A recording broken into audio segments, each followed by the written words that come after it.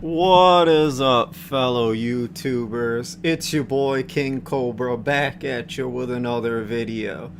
Uh, so happy Halloween. I went to Frosty's today, even though I'm banned from there, because my fucking trolls got me banned What last is up, year. fellow Oh shit. YouTubers? It's your boy King Cobra back at you with another video. I'm just having, some technical difficulties. I got myself a drink combo. We got the Jack Daniels and Coca-Cola. Mm.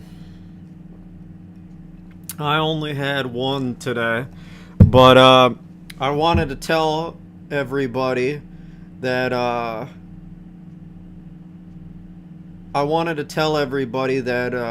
I'm still looking for a restaurant. I put an offer on one and the deal fell through. It's a long story, but the deal fell through. The second place we looked at about a week ago is actually more hilarious. I went to look at it, and the restaurant itself is pretty nice. It had a nice kitchen. The layout was nice. It was actually kept clean in there, even though it's been closed for like 3 years. And but the kitchen couldn't be made to work around a pizza oven. They had like a nice hood system and everything, but if you wanted to have it in there, you'd have to have those deck ovens instead, and they're kind of hard to work with. And we already got a nice conveyor oven, so we looked at it and we were not interested. They had a nice beer cooler and a beer cooler in there, which was great for the bar, and then they had like the tiniest walk-in freezer, but I'm not even sure like where they stored their food otherwise. They didn't have hardly any space in there for refrigeration. But the funniest part about this place, YouTube, was that there was a motel next to it that was also for sale. And when we went there, there was two fire trucks, one fire and rescue, an ambulance, and we saw a cop with either a cadaver or a drug dog. And it was probably both. But then they slapped a sign across the door that said "Order to vacate." This is not good for human occupancy. Anybody trespassing will be fined. So the building's closed now.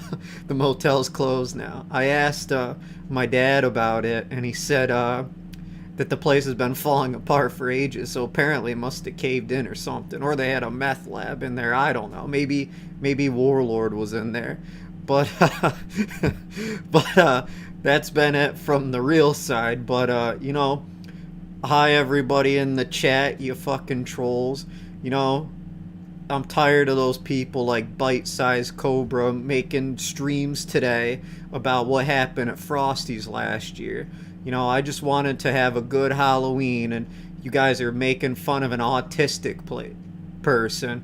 And that's illegal, and I'm just autistic. You gotta stop making fun of me. But I have a cool story for you today. I wrote a story back when I was at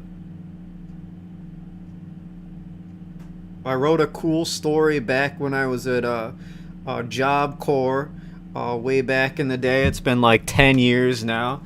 This was at the time where I could talk twice as fast. So all of my videos you had to slow down by 0.5, and now you have to speed up my videos by 2x. So yes, Mega Dog, I'm having an error writing to the disk. But no, this story, I spent the whole month, quote, I spent the whole month transcribing it. He mumbled the entire way through. If you've never heard of this story before, it's apparently Seizure Robot's favorite. I had no idea it was his favorite. I found it from somebody else. I decided to upload it to YouTube, see what the transcription was. Since he mumbled really, really badly through the whole fucking thing, and he speed read it. It's a classic. It has some great lines in it though. what I got. So I had to go back through, listen to the whole thing, and I kind of got the gist, but now I can read the whole thing and get the better gist of it, and it's going to be great. But we're going to do a couple things. We're going to have a couple shots on the stream. And I also got to put on the bot here. Now, I am not a sponsor, YouTube, but I have some tactical soap. I still have all the leftover tactical soap, YouTube. So I've been thinking if oh, this one's blue, so it's obviously not going so well with the green screen back there. But I got some good old tactical soap. Maybe I'll give to somebody, and if not, if nobody else wants it on the stream tonight, oop, these are backwards. If nobody wants it on the stream tonight, maybe I'll send it to Cobra himself. But buy pheromone soap, coupon code King Cobra JFS. Okay, make sure I get that money. But we're gonna have a quickie drink combo today. I went as the Gothic Cowboy. How the fuck do I get this? I went as the Gothic Cowboy earlier today for Halloween. So, oh my god, I can't get this open. Where's the? So I don't have my cap gun with me, but I had a great Halloween, YouTube. The trolls didn't fuck with me whatsoever. They couldn't get me kicked out of the bar, and that's everything it is. I can't get this open. Oh, I can get this one open. Come on, here we go. So I got Pinnacle Cake Vodka. I don't have my skull glass with me, but I have this this Midnight Moon glass. So we're gonna take a shot for everybody that's on the stream. So I want to say hello, Ghost. Hello, Jimmy Joe. Hello, Liquid Rice. Hello, Senior Home Dad. Hello, Zero Cool. Phil T. And I can't pronounce anybody else's name, but we're going to do this stream for my PayPal, aka St. Jude's. It's in the negative this week, so I need you to step up and donate. I'm going to put the link to it in the chat here. Hold on, let me get that. And if you want to support the stream tonight, you're more than welcome to. So let me pin this up as well. And that's about it, YouTube. Like I said, we're just going to kind of get into it. Now, I've been thinking about after I read this glorious story that I wrote, which if you haven't seen my thumbnail picture, I have a cover art and everything for me. I'm going to maybe do a book club with whoever wants it, but cheers, YouTube. I'm just gonna have one drink tonight. I shouldn't be drinking a lot, so just one drink.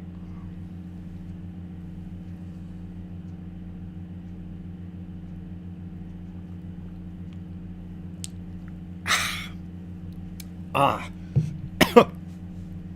Aw, YouTube. The I got some hair in my mouth. Ugh. But let me get that picture up that somebody made for me. Hang on. See if I can do this. I'm you know, I'm not very technically savvy. Hold on, I didn't even get the bot up. Streamlabs bot. Yes, I have a Streamlabs chat bot, and some of the people are obviously making a lot of points on it, which maybe one day the points will come through for everybody. But let me get the picture. Did I even save?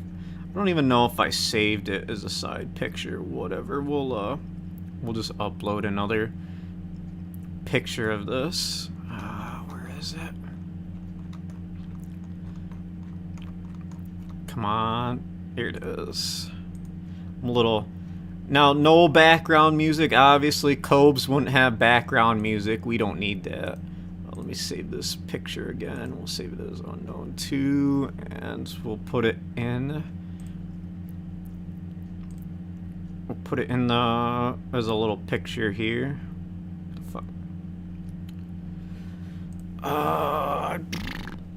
You know, I'm kind of just flying by the seat of my pants tonight. Just, you know, it's just kind of whatever. Let me find. image one. Yeah, we'll do this. And let's see, where is it? Here we go. Ah, cool. So here's the picture that, how do I do this? That somebody drew for me for the cover. If you can't tell who it is, it's obviously a steamy romance novel. So this is a very scary story. But I wish I could look like this. I don't want to look at this. I want to look like this. Okay? If you're gay or transsexual, I don't care what you do. I support gay and trans rights, and everything else about that. You can kind of do whatever you want, YouTube. If you want to identify as a tree person, that's all up to you, YouTube. I don't really care. I thought about doing a cyclical rant tonight, but you know what? It's not worth it. I think this story will be good enough. But what's up, Zentran? I won't play EDF6 tonight, but I did get all my footage for making a shitty EDF6 video. If you want to hear it later or see it later, I will gladly play it. You want a quick sip and cheers for Sean? Yeah, we can do a quick sip and cheers for Sean. Hold on. Let's do a sip.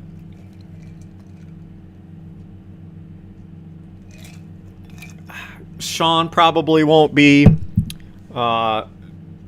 reading the story tonight, so all that troll, he retracted his message. You know what, boy? You're gonna get blocked for that. Let's put this guy in timeout. Fucking troll, get blocked. Retracting messages that I read on your stream. Now we got a donation to my PayPal, aka St. Jude's, from Anonymous, $10. It says, better not pass out drunk at the end of the stream, boy. Don't tell me what to do. You're not my dad. I'll call him on you. He knows exactly what's going on with me. He supports me. All my landlords and everybody around me supports me. And you know what? I'm just tired. I'm tired of everybody sending grinder dates to my door. So we're just going to have a good time tonight. All right, let me make another drink combo here, cause I'm a little low here. You know what? Cobes doesn't use a straw. Why should I use a straw? But yes, Zentran, remind me, and I will show you that video after the stream. And I just want to warn everybody that I didn't eat so well tonight, so I may actually end up doing a Cobes sleep stream. Frosties doesn't support me. I'm banned from 2 bars because of you fucking trolls.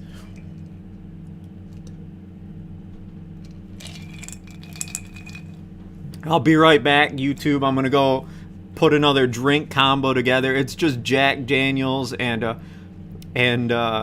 Coke, and I actually have some Squirt, which is grapefruit soda. And I'm going to mix that with champagne, but I'll mix that during the story. Cobes also doesn't use ice troll. Fuck you. You can't tell me what to do. You're lucky you can't get blocked right now, fucker. I'll be right back. I'm gonna waddle out of here. Ugh.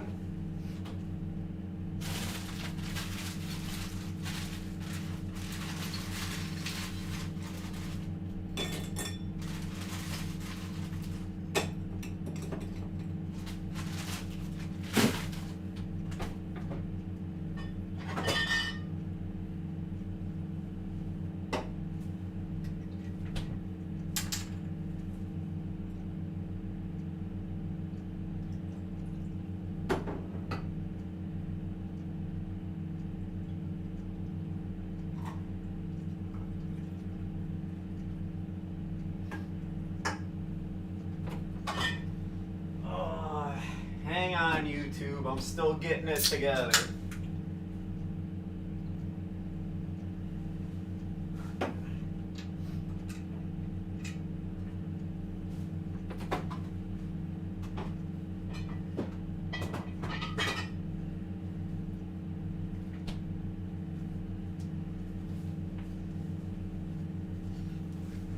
Alright, I'm back.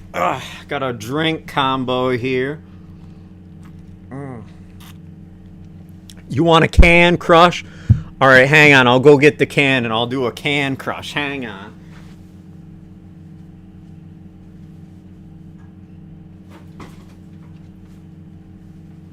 I hope you donate to my PayPal troll for this can crush, aka the St. Jude's. Ugh. Here's a can crush for ya.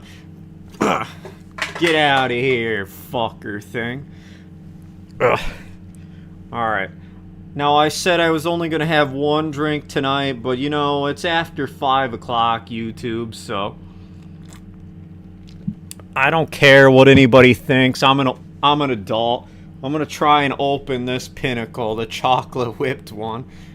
Maybe the world doesn't want me to have this chocolate whipped Pinnacle because I can't get it open. Zero cool. I'm not an e-beggar. Get blocked, troll. You're gonna get timed out for a couple minutes. Put user in timeout. Get blocked, troll. Come back when you are ready. I can't get it open. Fuck this, YouTube. Hang on.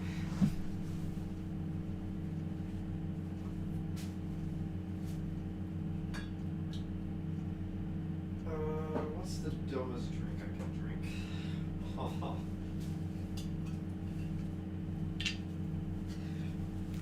You know, in the spirit of the Green Goblin or Boglum that I was not this year, we're gonna have some Midori liquor as a shot. Okay? So one more shot, and this is for you, YouTube, and then we'll get to the story. Let me put this back here.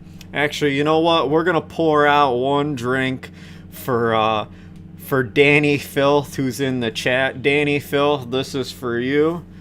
Poured one out right on the floor for you. Now, I hope you donate to my PayPal. I'm in the negative. I really need the support tonight. Alright, let's, oh shit, I actually spilled that for real. Let's get this all the way up. There we go. My couch is gonna smell like trash, YouTube. I've had too much to drink already. So cheers. I got it all over my hand. You probably can't see it, but we'll just wipe it on my pants. Cheers, YouTube.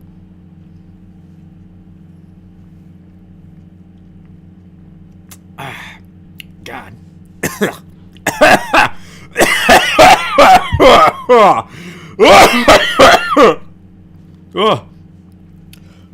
YouTube. That was awful. Let me take a sip of my Jack. Wash that down. There we go. Alright, let's get started with the story, shall we? Let's see, is there any more shout-outs to do? No, I only have the one shout-out, so I'm not updating Streamlabs. Bop. Alright, here we go, YouTube. I probably won't be able to respond to you, so I apologize now. If you want a response, you obviously got to donate to St. Jude's, my PayPal, and get me out of the negative. But here goes the story. Alex Peterson, don't tell me what to do, troll. I'll do whatever I want, boy. Alright, here's the story. Now, I'm going to preface this by saying, again, Cobes took an hour and 40 minutes to speed read this. I'm going to take a bit longer, and I would like to later do, if you know where my Discord is, I'm too lazy to post it, YouTube, you'll have to find it yourself, to do a book club viewing, and maybe at the end of it, I'll give out my tactical soap to a lucky viewer, or maybe we'll even send it to King Cobra. I'm Cobra King, and he's King Cobra. Okay, YouTube? Alright, let's get started with the story. It's Special Blonde, story by Josh Saunders, for young adults, for adults only.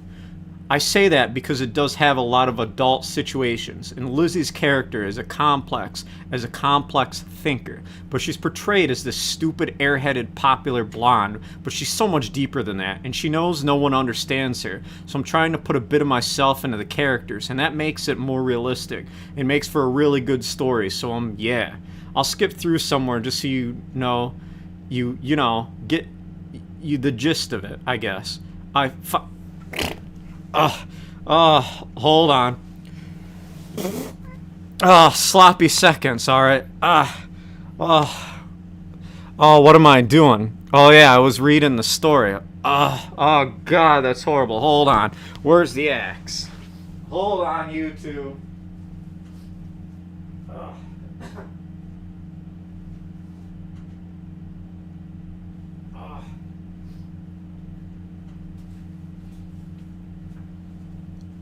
I don't know where the axe is, YouTube, but... Jesus Christ, you know it's bad when you can smell your own farts. Usually I don't smell them, but when you get a feeling like when you can fart and you taste it, like, oh god, someone farts, and it smells like so fucking rotten, and you can taste it in your mouth, like, oh dude, what the hell? You know it's just rotten. I should open the window, but because that deodorant sits in the fucking air, I'll end up huffing myself to sleep. That will not be good.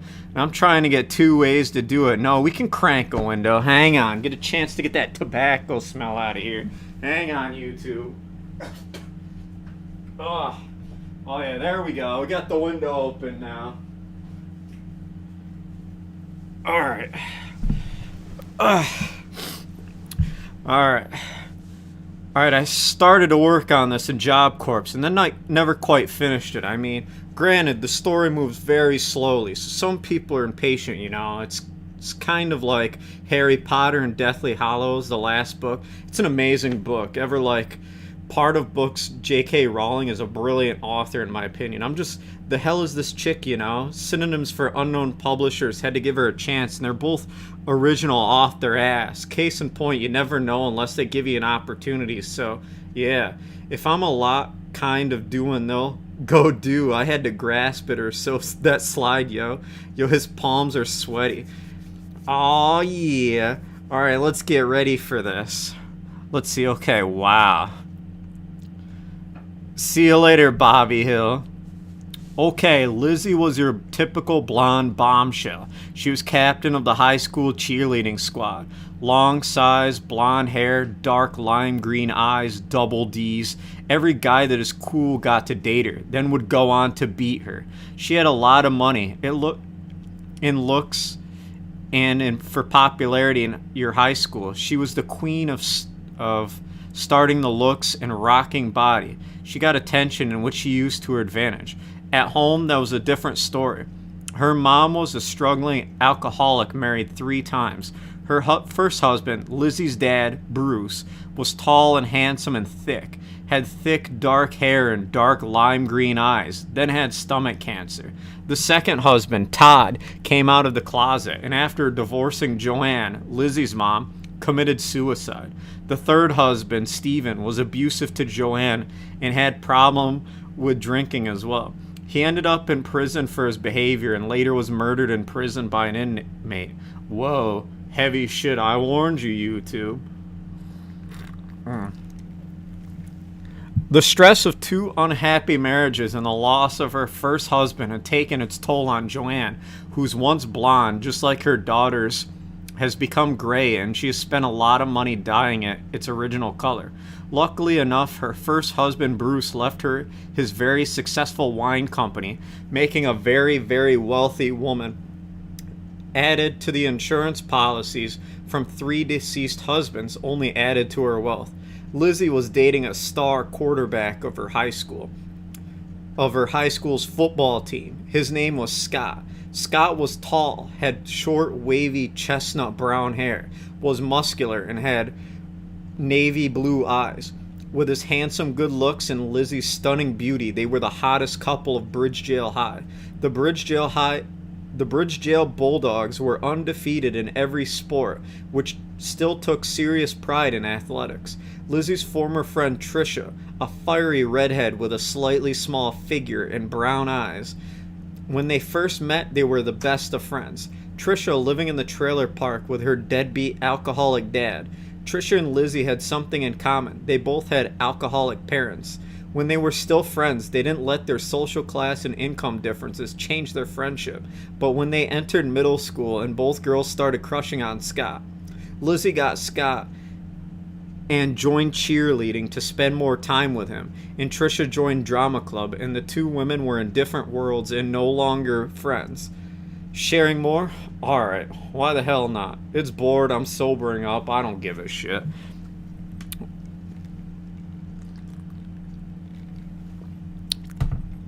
Lizzie and Scott had taken a break during the summer to cool off. Lizzie and Scott were a junior-senior at Bridgedale High. Scott wanted to have sex, but Lizzie wasn't ready, and it ended up causing problems in the relationship.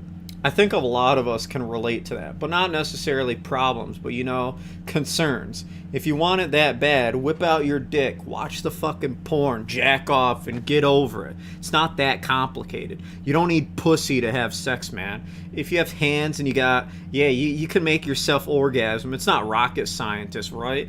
Man, practice safe sex. Use your hands, free and easy. Back to the story. They ended up taking a break for the summer and planned on getting back together when school started. Lizzie got a job working at her mother's winery. She worked over the summer making $10 an hour. Scott had promised to wait for her. Taking a break from the dating would be good, and to come back at the end of the summer break with a fresh start, and agreed not to see other women over the summer break, saying that Lizzie was the only one for him. Lizzie will be turning 18 during the school year. While summer break was, he got a driver's license. She'll save up for her dream car, a brand new hot pink Porsche convertible. Lizzie had been tempted to start dating again. Oh, there we go. It gets juicy. While she watched the workers out in the field picking grapes for the wine one day while on smoke break, trying not to get caught by her mother, who also smoked, had noticed that one of the workers picking grapes, and her jaw dropped. Okay, yeah, Lizzie, and here's one of my characters I was talking about I created for the story that it's memorable. I think personally, it's going to appeal to both sexes. It's got that romance, steamy novel to it, and it's also about that edgy, gritty, real-life scenario, too, that guys can relate to. So I think if the story is published, I think a lot of people are going to like it. He was tall and well-tanned skin, and extremely muscular, had long flowing jet black hair, which he had in a ponytail that stretched to below the back of his neck. His face had high cheekbones, hollow cheeks, a double chin with dimples. In the middle of that double chin, a square jaw and a full set of soft lips. His eyes were silver gray. He looked like something out of a steamy romance novel.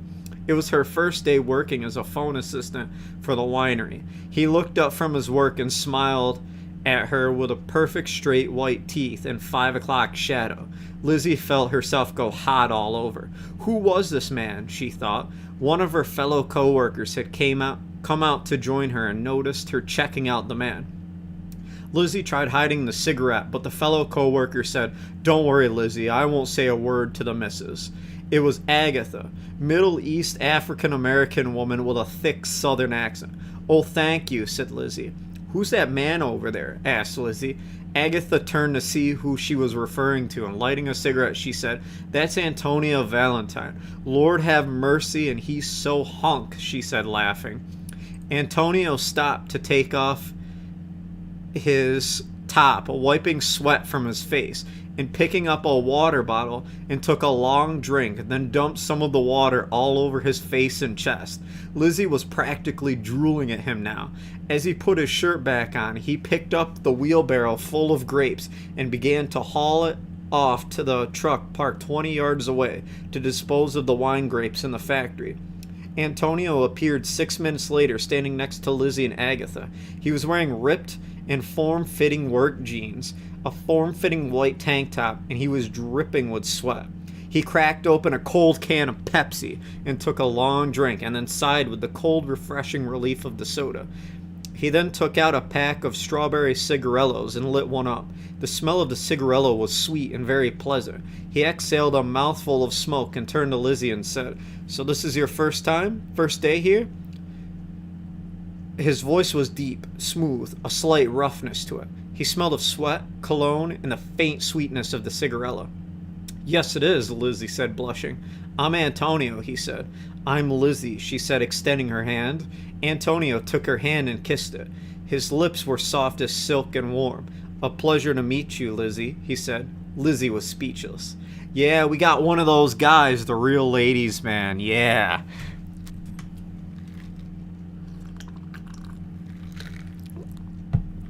Lizzie had learned that Antonio's dad was Latin American and Italian mix, and his mom was French and English mix, and that he just turned 18 a week ago. Antonio learned of where Lizzie was going to school, that she was 18 and that she was 17 and with Scott. He got disappointed for a moment. "Well," he said, "I hope that you and Scott work out." At that moment, Lizzie's mom came out with a cigarette in her mouth. "Break's over," she said. Lizzie said bye to Antonio and Agatha and headed back to her work desk, pondering thoughts of Antonio and Scott. See what I'm saying? Attention to detail. Can you visualize that shit? Okay, I'll read the entire thing. How's that sound? Best way to end the evening. Should I? Yeah, what the hell? That's a little bedtime story.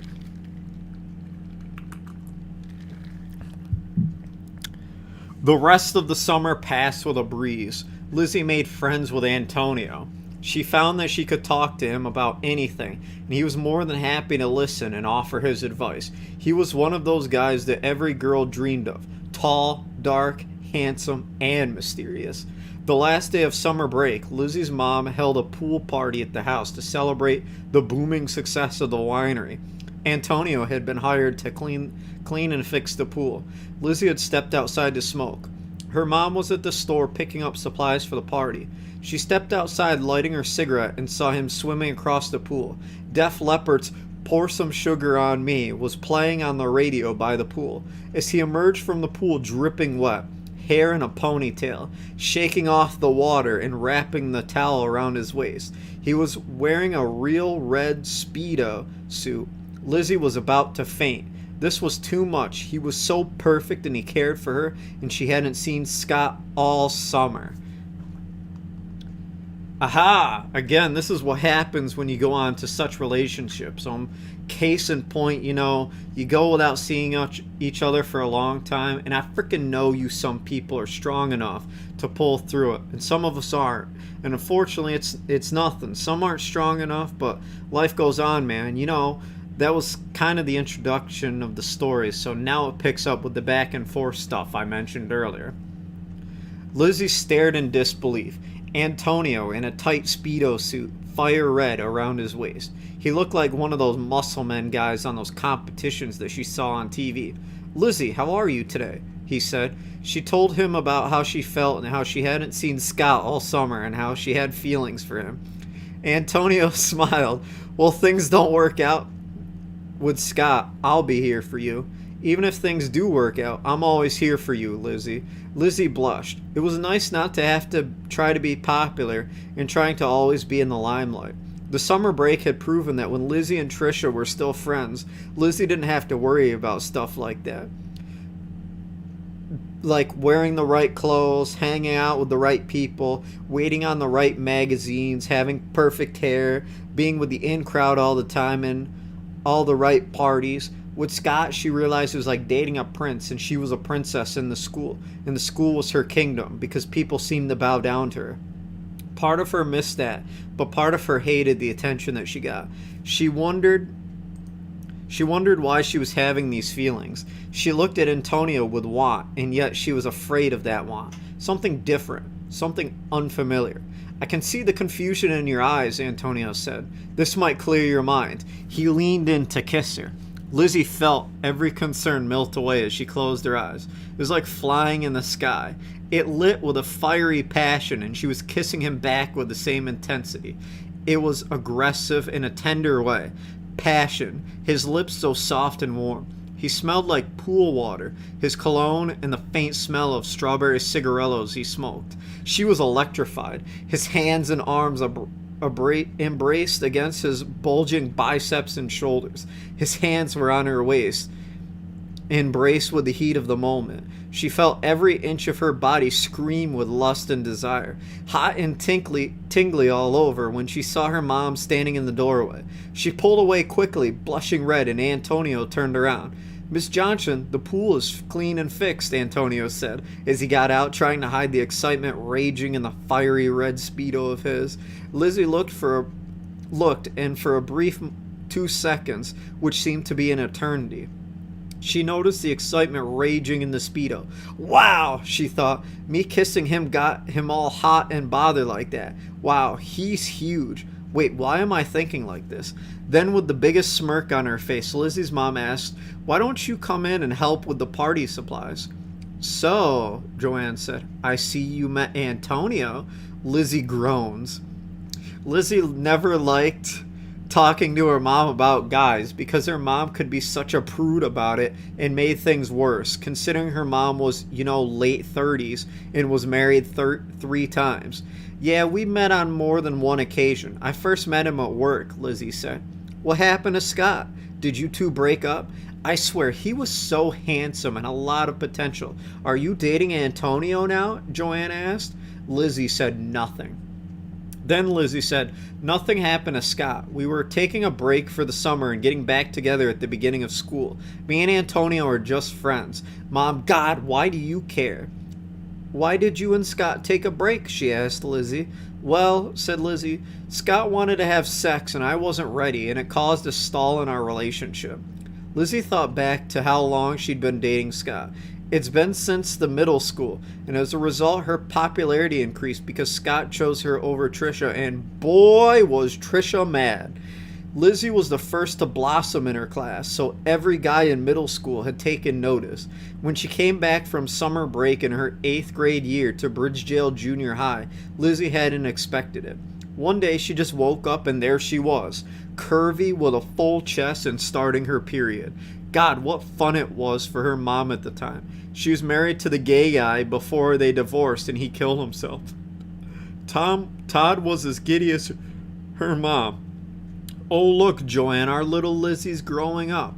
Joanne started explaining about the birds and the bees and about periods. Lizzie felt at the time like it was all too much, being 13 years old at the time, entering into a woman, as her mom had put it, and then to top it all off, embarrassing things was Todd and Joanne taking her bra shopping. Todd getting excited about the colors and the fabrics of Victoria's Secret's panties and bras, which made Lizzie wonder if he was gay. A quizzical look showed he was a fashion designer, and he's getting inspiration for his fall line. Joanne had met Todd at a wine tasting event hosted by her winery, and Joanne and Todd hit it off with the taste of wine and fashion.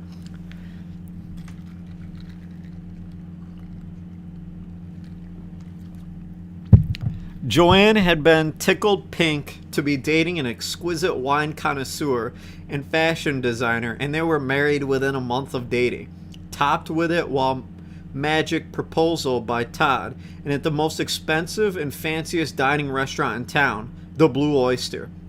Lizzie had trouble adjusting to her stepfather, still grieving about her father's untimely death, topped off with hitting puberty and her hormones, complexity.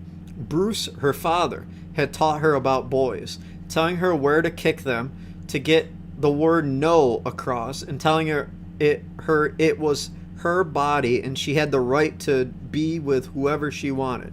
Lizzie liked the down-to-earth way her father Bruce had put things in a perspective. "Lizzie," he said, "you're getting older and are likely to get puberty soon, and boys will notice, and girls will get envious, all the attention you get. Just remember, no matter what happens, Daddy's here for you, and I always love you, no matter what." He hugged her, and he looked sick. He hardly ate anything and spent most of his time in his study. His study was full of bookshelves filled with books, and it had a fancy marble fireplace. In front of the fireplace was a large and very comfortable leather chair. In the corner was his desk, the computer where he worked late into the night, making sure that the sale isn't set and the taxes in the inventory of his winery are up to date. Next to the desk was a liquor cabinet filled with expensive scotch and whiskey. On top of the cabinet was a pipe shelf which held a small collection of tobacco pipes, and the little shelf next to the cabinet had jars of pipe tobacco and tobacco pipe stuff. The grandfather clock that sat up by the bookshelves was large and old and had a loud chime to it. Lizzie remembered sitting with her dad in his study, the sweet smell of pipe tobacco and the fire crackling in the fireplace, while he sat in his big brown leather chair by the fire. An expensive side table sat to the right of it, a glass of scotch or whiskey next to the pipe ashtray, and a pipe tool and a pipe lighter. Next to the ashtray were pipe cleaners next to the lighter. She remembered sitting on top of his lap while he gave her advice about life while puffing his pipe.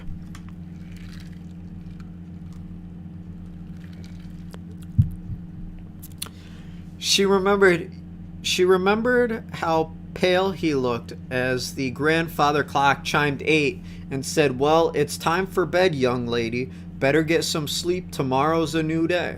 Her mother came in to stay to help her to bed and tuck her into bed so she could spend some alone time with Bruce. She remembered how he got worse over the month, and one fall evening she watched her father collapse onto the floor of the study, the glass of scotch falling to his side, dumping the contents onto the floor.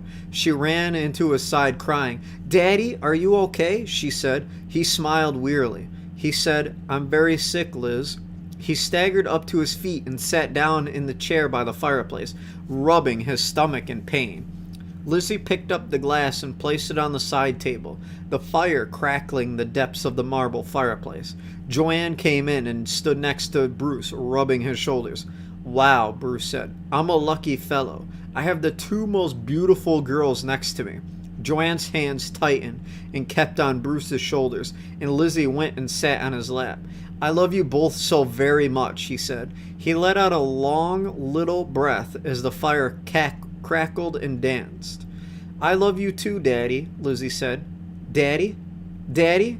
Mommy, what's wrong with Daddy? Why isn't he moving?" Joanne was crying. "Mommy, why are you crying, Mommy?" Lizzie said. She leaned in and kissed her dad and on the cheeks and began hugging him, hoping this would make him move again, but it didn't. Wow, it's been a while since I read this story, Edge. Holy shit. We shall continue then. Hang on.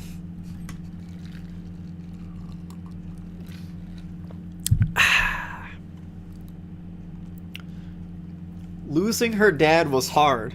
The fear was harder. She had so many questions, like, what happened when you die? Where did you go when you die? Lizzie asked her mom, but her mom couldn't answer them. Then Todd came into her life, and things got even more confusing. Why did Mommy love Todd? Why doesn't she love Daddy anymore? She had asked her mom these questions, and her mom said, "Lizzie, I'll always love your father. But Bruce is gone, and Mommy has needs she needs fulfilled, and Todd can help me with those needs."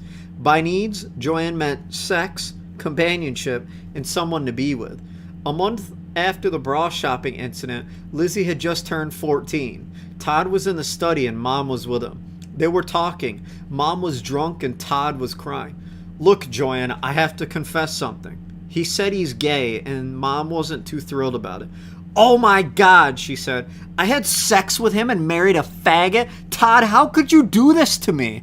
"Do this to you?" Todd said angrily. "I just realized I'm gay. I don't want this to be a thing where I go off with some strange men, leaving you in the dark. I love you," he said. "You're the most amazing woman I've ever met, but I can't live in the closet anymore. I feel a great letting go of the fear and guilt." He then called his mom and dad to let them know. "I have no son," his dad said. His mom was speechless. "I don't even know who you are anymore," she said. "Don't call or contact us ever again," his father said, and slammed the phone down. Todd was crying even harder now. "My own mother and father turned against me. Oh God, why?" Joanne was more livid. Who cares? Who gives a damn about your stupid parents? She said, shuddering as though a chill had come over her. Get the fuck out of my house, you fag. I hope you burn in hell for your gayness, she yelled. Todd ran across the room, opening a cabinet at the end of the room. I can't live life like this, he said, walking across the room to where Joanne stood. He was holding a .44 caliber pistol. He pushed it to the side of his right head, drew the hammer back. The hammer flipped into place, and he pulled the trigger, the hammer falling forward at the same time the gun went off with a loud bang, spraying chunks of Todd's brains and head all over the floor as he fell to the ground in a puddle of his own blood. Lizzie was horrified. She had never seen such a thing. Her mind was never the same. Her mom was under suspicion for Todd's death, but in the end, she was found innocent, and Todd's fashion designer label went to Joanne, who sold it for big profit, refusing to own anything to do with Todd and his gayness. Lizzie went through counseling as the entire scandal swept through the town. When boys weren't eyeing her with horny expressions, girls were talking whispers about it, spreading nasty rumors about it, calling her a slut because every guy paid attention to her and every girl hated her because of all the attention she was getting. Poor Lizzie, they said. Lizzie, on the other hand, hated it. What was worse was Trisha, her only friend, becoming jealous of her as well. Then they met Scott. He moved into town and every girl had the hots for him. But when Scott chose Lizzie, Trisha called Lizzie a big-breasted bimbo, and Lizzie called Trisha a flat-chested trailer trash skank, and the two were never friends again.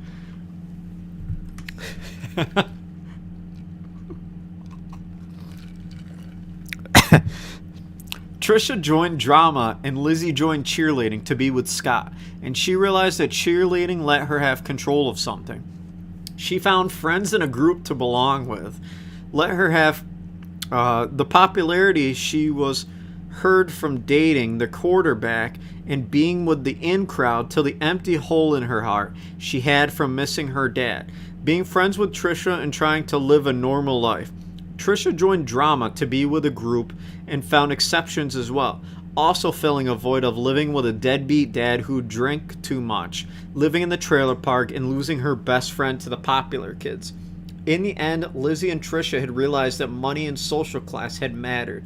At least it mattered in middle school, and had torn them apart, and now after years of hating and years of jocks, female athletes, cheerleaders, and drama geeks, and nerds, and social outcasts fighting a war in high school, which Trisha held the army about unacceptable.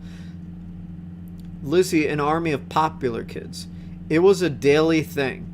Ironically enough, the school system had preached about zero tolerance for bullying and fighting, yet though they let it go on in their very halls. I'm going to shut the window. It's a little cold in here. Hang on. I'm going to take a drink while I do this.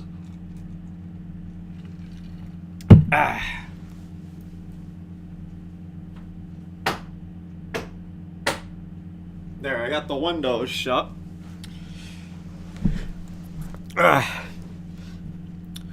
Starting to sober up a little bit. I'll have a clear head when I go to bed so I don't wake up with a hangover. Maybe I should stop and have a cigarette break.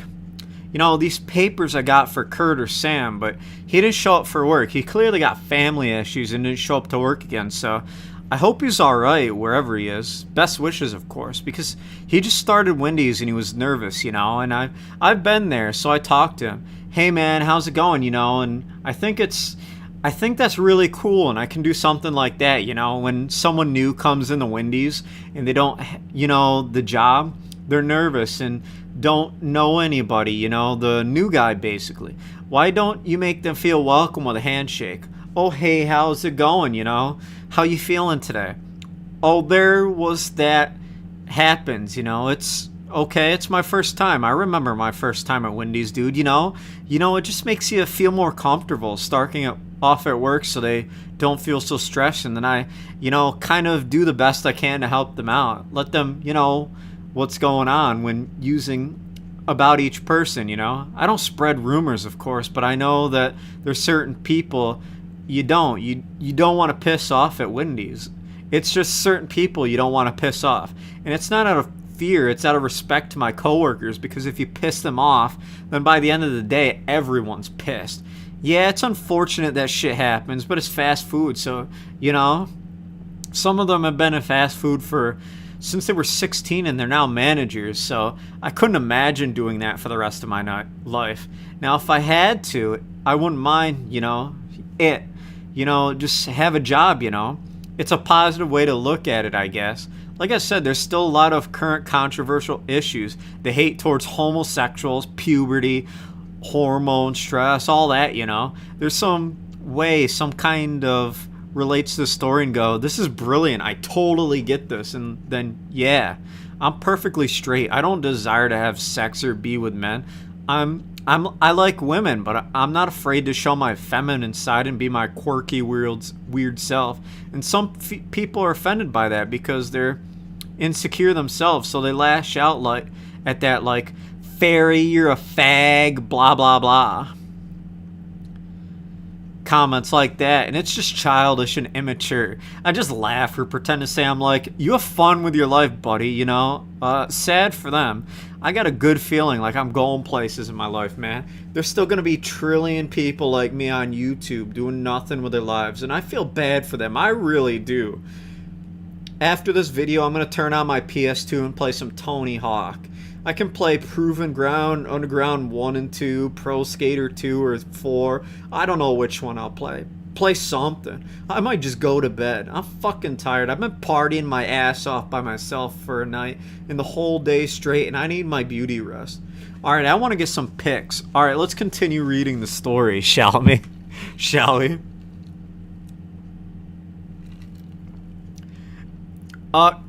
Kayleen, I'll answer this. Yes. That's not part of the story, but I'll answer this. Alright, let's continue reading the story, shall we? Let me get this back here. Oh no, I'm doing a cobra! I can't figure out where my mouse is. There we go. Joanne started going to church for fear of marrying Todd, who was gay.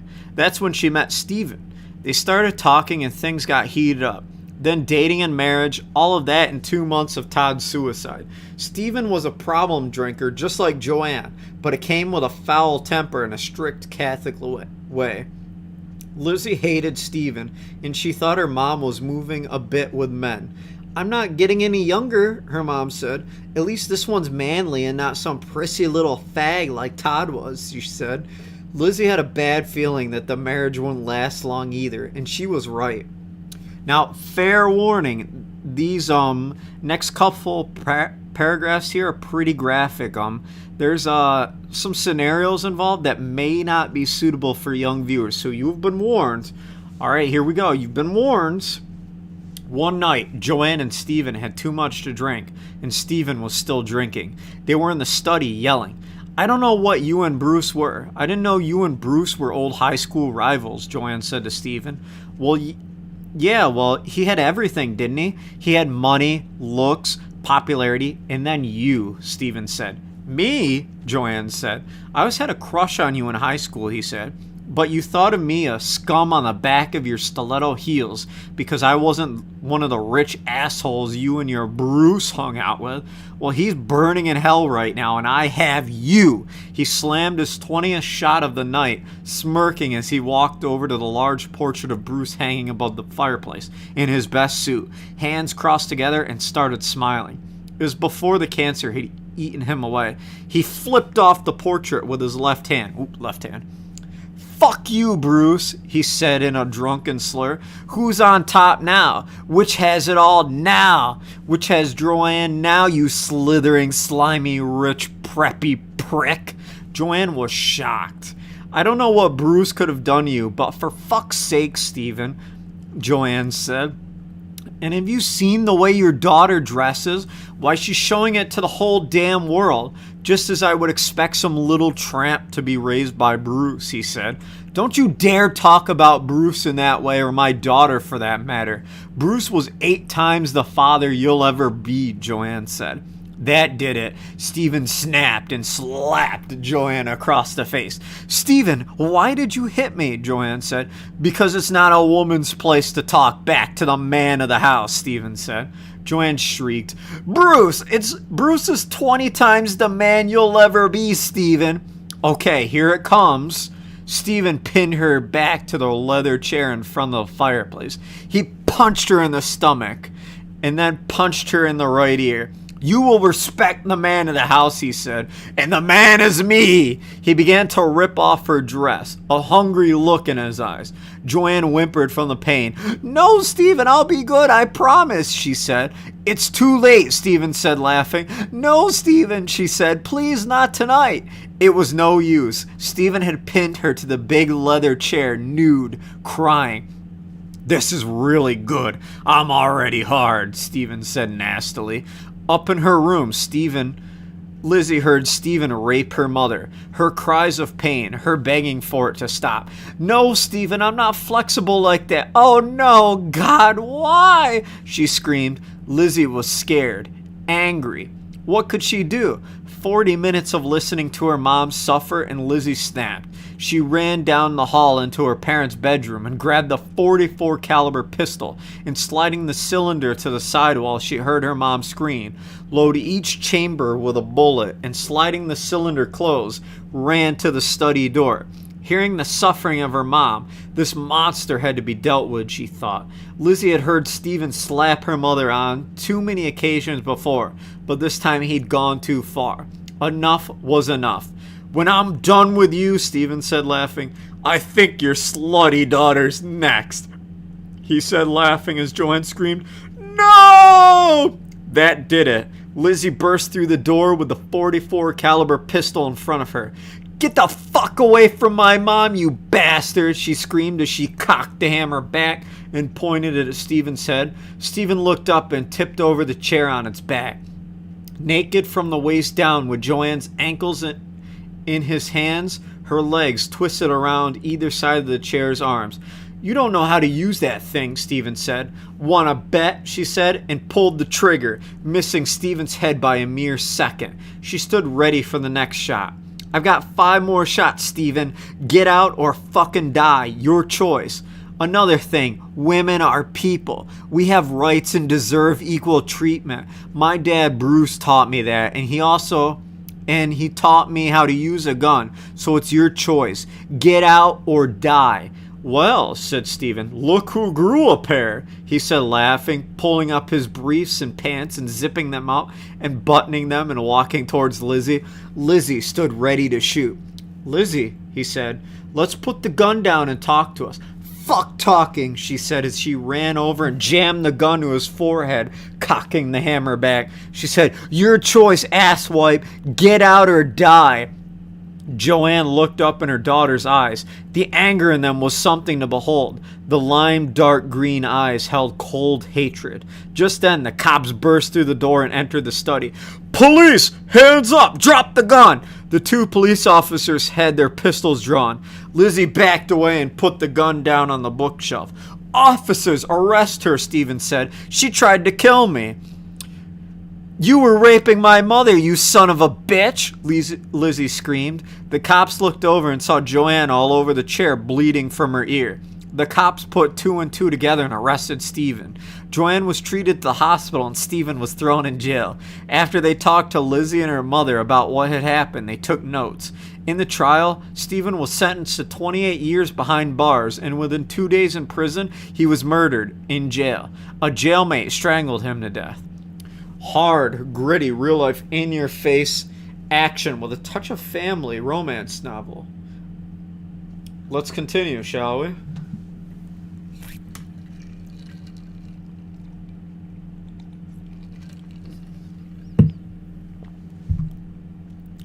The second biggest scandal hit Lizzie, and the whole town was made aware of every detail. Just when Lizzie had gotten past the Todd scandal, now the whole Stephen thing happened. Boys were more attracted to her now. She shoots guns too, that's sexy, they'd said. The girls, on the other hand, treated her like a hospital patient that they hated. You poor thing, she said. You're so unlucky these days. Lizzie hates school, hated home life. Now her mom had become an unbearable drunk and blamed everything on Lizzie. It's your fault, you little shit. Things were going good until you went and fucked everything up.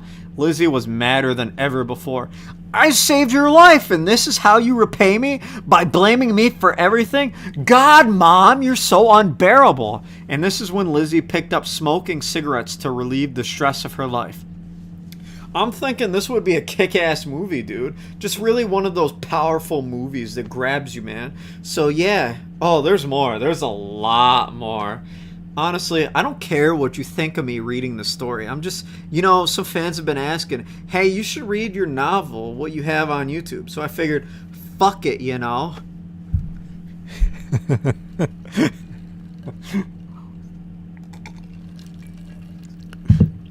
Lizzie's mom looked at her. Lizzie, I know I haven't been Mother of the Year, but I'm trying.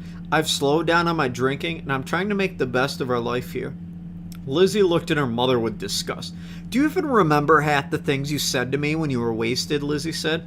How it's my fault you can't pick a good man and how you move too fast and marry the first one that pops in our little lives. Lizzie said.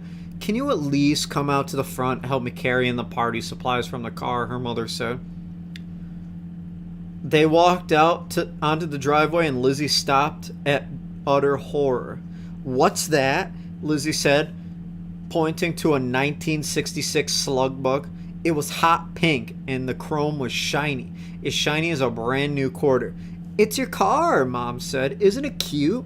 Lizzie was pissed. Mom, I was saving up for a hot pink Porsche, she said. Well, this will be so much better on gas than the Porsche. The gas prices are so high these days, and quite frankly, these bugs have become quite the collector's car. And I use your savings to pay for the party, so this is kind of an early birthday present, and I'm sorry present, she said. What happened to the money you've been saving for the party? Lizzie said in a cold and disgusted tone. Well, her mother said, I invested it in the stock market to try and make some extra money and lost it all. You, out of nowhere, decided to invest in the stock market for the first time and lost all your savings for the party? Lizzie said, God, Mom, sometimes I think I'm the adult here. We have more money than you would realize. We live in the Heights and have a mansion with a heated pool and a pool house. Do you know how many times I've had to help you to beg because you were too shit-faced to even walk? Lizzie said. The windows were tinted royal purple. You're lucky I even gave 2 squirts of piss to even buy you a car, her mother said. Have a look at the interior, her mother said as she opened the door. The interior was decorated with royal purple shag carpet, with thick royal purple furry seats, and furry royal purple steering wheel cover, and royal purple furry dash and panels. There was a CD player and royal purple speakers in the doors of the front and back. They asked your favorite colors, her mother said. Royal purple and hot pink, and the speakers have bass that you can adjust from the CD player, her mother said. Look at the play. It says Lizzie in royal purple letters, and a horn, her mom said as she honked it, the horn growling out with an awooga. Lizzie was speechless. This car would be the laughing stock of Bridgedale High. Gee, thanks, Mom, Lizzie said in the sarcastic tone. Her mom said, You're welcome, ignoring the sarcastic tone. She handed Lizzie the keys to her slug bug. Lizzie took it and getting into the car and started it. The slug bug sputtered to life, backfired a huge cloud of smog. Next thing you know, Antonio came out of the house dressed in jeans and a white t-shirt. Nice car, he said, smiling. Lizzie smiled half-heartedly. I'm going to the mall to get a new bikini, Lizzie said. Take Antonio with you, Lizzie's mom said. Lizzie was blushing red as Antonio got into the slug bug and shut the door. Have fun, you two, Lizzie's mom said. Lizzie shut the door and reaching over and pulled her royal purple shoulder strap over and buckled up. Antonio did the same as Lizzie, and she backed out of the driveway, her car coughing up smog as she drove down the road. This car is definitely vibrant, Antonio said as he ran his fingers through the door paneling. Who does she think she is? Lizzie said. Lizzie pulled out a pack of Marble Slave 100s and pulling out cigarette and cracking the window, she lit her cigarette, taking a long drag and exhaling it. Lizzie said, taking out my hard-earned money to pay for their stupid party because she can't afford it. Antonio cracked the window and lit up one of his strawberry cigarillos. As he exhaled a mouthful of sweet tobacco, he said, at least she bought you a car. You're lucky. My parents couldn't afford a car this nice or customized. He looked around the car uncomfortably. Lizzie could tell that Antonio didn't care for the girly looks of the slug bug. I've been working on a car at home, Antonio said. And when it's done, it will be a badass ride, and I'm paying for all of it too. Hard work and labor. Antonio looked over at Lizzie, who looked uncomfortable. I didn't mean it to come out the way it did, she said. Like, I'm one of those rich, bratty girls who complains about life not being perfect, Lizzie said. You're not a girl. You're a young woman, and life is never perfect for anyone, Antonio said. But we make the best of what life gives us and make it worthwhile, Antonio said. Lizzie remembered a time when she and Trisha used to be friends, and Lizzie was hanging out at Trisha's place. Trisha's dad was passed out, and Trisha was on the floor in her room. Lizzie drawing. Trisha was drawing fairies. She's quite the artist. Trisha, how can you stand it? Living like this? Drunken dad and no mother, and you're such a good artist, Lizzie said. I'm just trying to make the best of a shitty life, Trisha said. Lizzie reached over and turned on the radio in her car. She knew Antonio liked to listen to rock, so she turned it to the rock station. Dirty Little Secret was playing. They arrived at the mall after several songs had played. 3 Days Grace, Never Too Late, Linkin Park, In the End, and Love Bites by Def Leppard. Lizzie liked this kind of music. It made her feel free and wild and didn't drone on like the music her friends listened to, which until now Lizzie had liked, but now she liked rock. They had found a parking space, and while Lizzie started another cigarette, Antonio was finishing up his strawberry cigarillo. In the distance, a loud, ratty V8 dual exhaust engine was rolling into the parking lot, and then squealing around the corner came a 1966 Mustang. It was a convertible with a black top folded down and body in baby blue paint. It was faded, and there were rust spots here and there on the car. The driver was Trisha. With a lit cigarette in her mouth, she pulled up to a stop next to the slug bug, turned off the car, and kicked her heels up on the dashboard, jamming out to AC/DC. Antonio took notice that Lizzie looked over in disgust. Trisha had grown.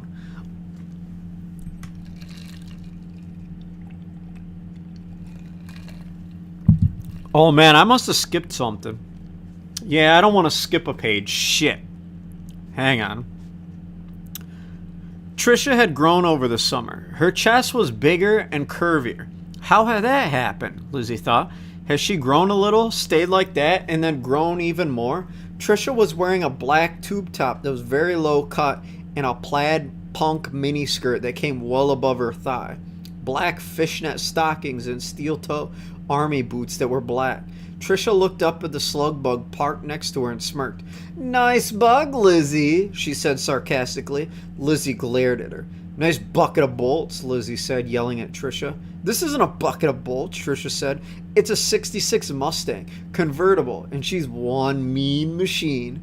How'd you afford an old Mustang like that, Lizzie said. I got a job working for a company testing a new wonder drug that's going to revolutionize the world. I started taking it and it's working perfectly, Trisha said. It's this new drug that helps women develop bigger tits and makes them curvier and skinnier. It's called Stellar. One dosage is all you need to make you more attractive and avoid expensive plastic surgery, Trisha said, smiling. And I'll be in a commercial to show the results and everything. And there's a nice paycheck every week just for being a guinea pig from the new wonder drug and being in the commercial. It could have killed her, Lizzie thought. Damn, too bad it didn't, Lizzie thought angrily. Anyway, I'm bikini shopping for my commercial, Trisha smiled. And the best part is my dad got a job working at your mom's stupid winery.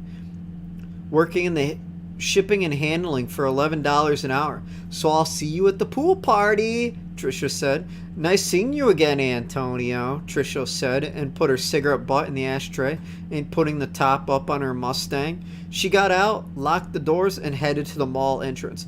Lizzie was beyond pissed. Ever since Trisha and Lizzie stopped being friends, they've been trying to outdo each other. How do you know Trisha? Lizzie asked Antonio.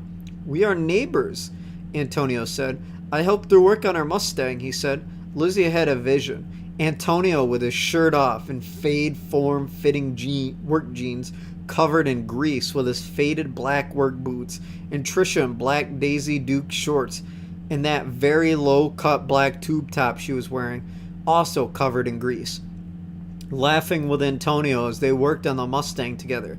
And then the vision became heated as Antonio picked up Trisha by the waist and, sitting on the front of the Mustang, began to kiss her in a heated, passionate way, fondling her and getting all worked up, her greasy hands fondling him. She punched the horn and it honked with the same little "awooga," anger coursing through her veins. It was though Antonio could read her mind. He said, we had a brief summer fling, but we wanted to cool off because she wanted sex and I wasn't ready. I'm waiting for the right moment and the right woman, he said. But it was hard to deny her in those black short shorts and that top she was wearing. Lizzie looked over Antonio. She felt the world spin. He was the perfect guy after all. Then she wondered about Scott, and the same agonizing battle popped into her head about popularity in her social life at Bridgedale High. Then she remembered why she came to the mall in the first place, to go shopping for a bikini for her mom's stupid pool party. Now, I'm going to explain a few things. Now, with our society's obsession with looks and being the best, every flaw in our body parts being certain sizes, and you get that with a lot of people, unfortunately. And yeah, so it's kind of playing off society's bullshit too in the story. So that's the way I see it anyway.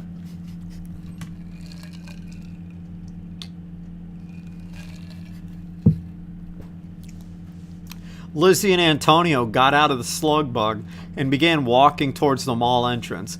In an awkward silence, Lizzie pondered the thoughts that entered her head. Trisha and Antonio had a summer fling.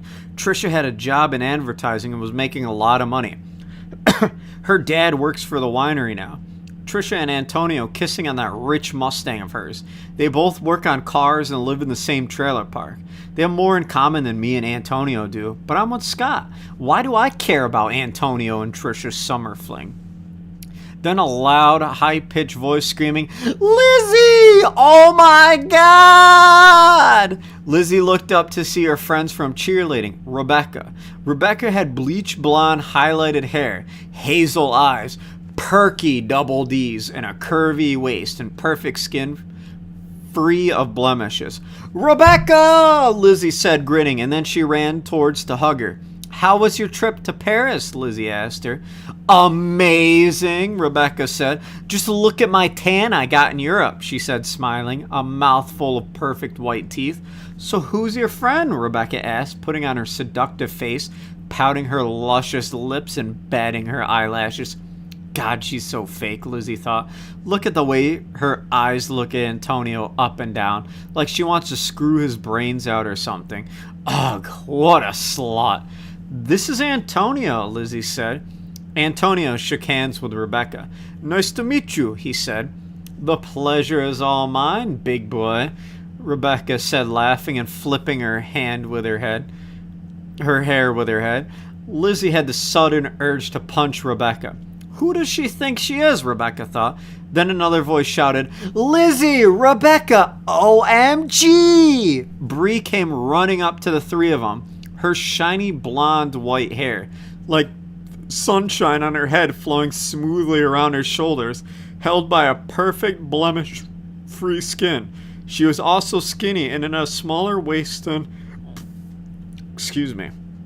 Rebecca, but double D's like Lizzie, and was notorious for being a total airhead. Her light teal eyes looked up Antonio, the hunger just fresh in her eyes. This is Antonio, Lizzie's friend, Rebecca said. Antonio, Bree said, every syllable of his name slowly and seductively. Her light teal eyes lighting up when she looked at him. I'm Bree, she said, shaking his hand, eyeing him up and down, taking in every detail just like Rebecca did.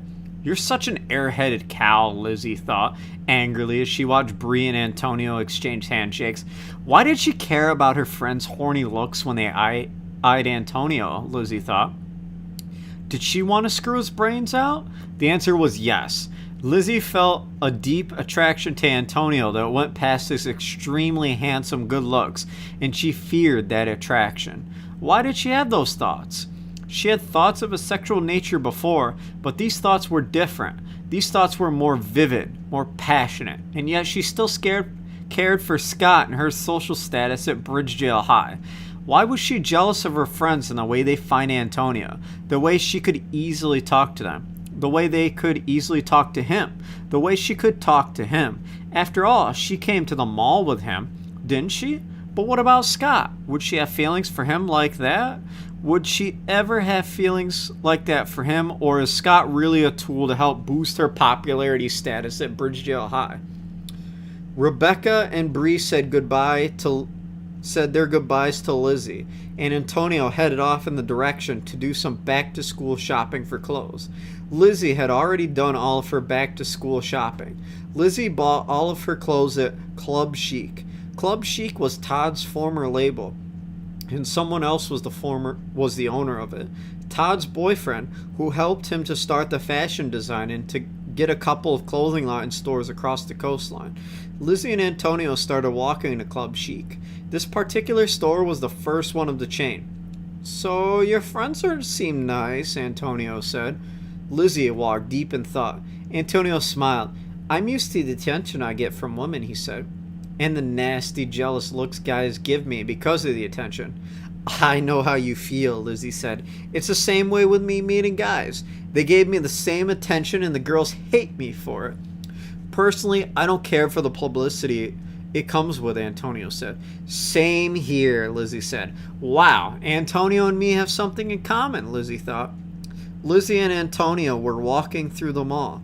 Antonio meeting Lizzie's friends at the mall was certainly unexpected. Lizzie and Antonio were walking through a bustling crowd of people. Most of them were doing back-to-school shopping. People stopped to stare at Antonio and Lizzie as they walked through the mall. "What a beautiful couple," an elderly woman said as she sat next to her elderly husband. Lizzie was blushing. Antonio looked uncomfortable.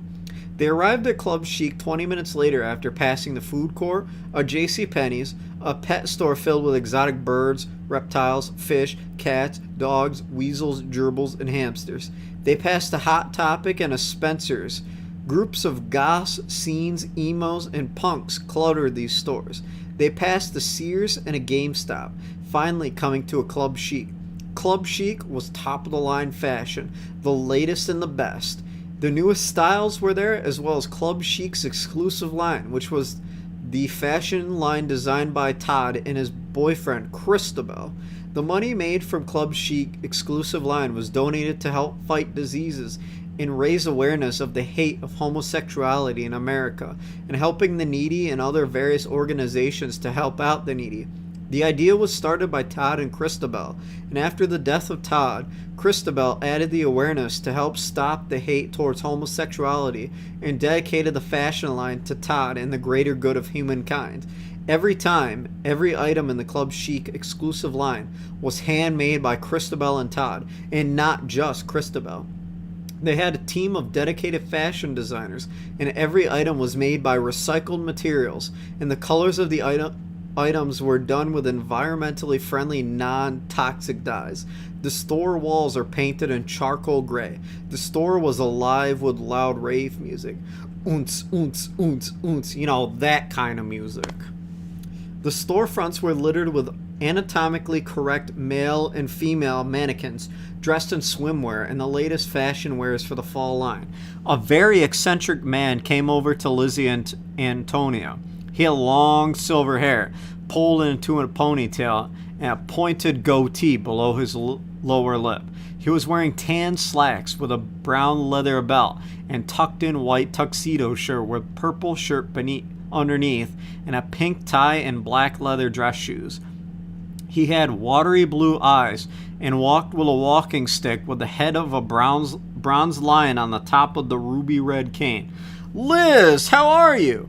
It was Christabel. His voice was deep and slight feminine in southern accent. Christabel and Lizzie shook hands. Lizzie introduced Antonio to Christabel. Antonio, this is Christabel, the owner of Club Chic, Lizzie said. Antonio and Christabel shook hands. Christabel, do you have any bikinis in the club exclusive line? Lizzie asked. Yes, right this way, said Christabel. Antonio and Lizzie followed Christabel to the other side of the store, to where they were full shelves full of expensive and refined clothing. They came to a section of men's and women's wear and stopped at the women's swimwear. Christabel said, "Look around and see what you like. I haven't had time to go shopping for a new swimsuit because I've been working at my mom's winery," Lizzie said as she looked through the swimsuits. Lizzie came upon one that she looked at. The bikini bottom was a very skimpy G-string at the bottom, and the bikini top was a very tiny sling bikini top. Oval-shaped cups, individually, each hanging side to side with shoulderless straps that started at the far sides of the cups and wrapped under the arms and to the back, and it was a vivid hot pink. Lizzie's eyes widened and she pulled it off the rack on the hanger and held it against her body. "That would be stunning on you," said Christabel. Lizzie headed to the changing room to try on the bikini. Alright, this isn't part of the story, but I'll be right back. I gotta use the bathroom, YouTube. So I'll be right back. Hang on, YouTube.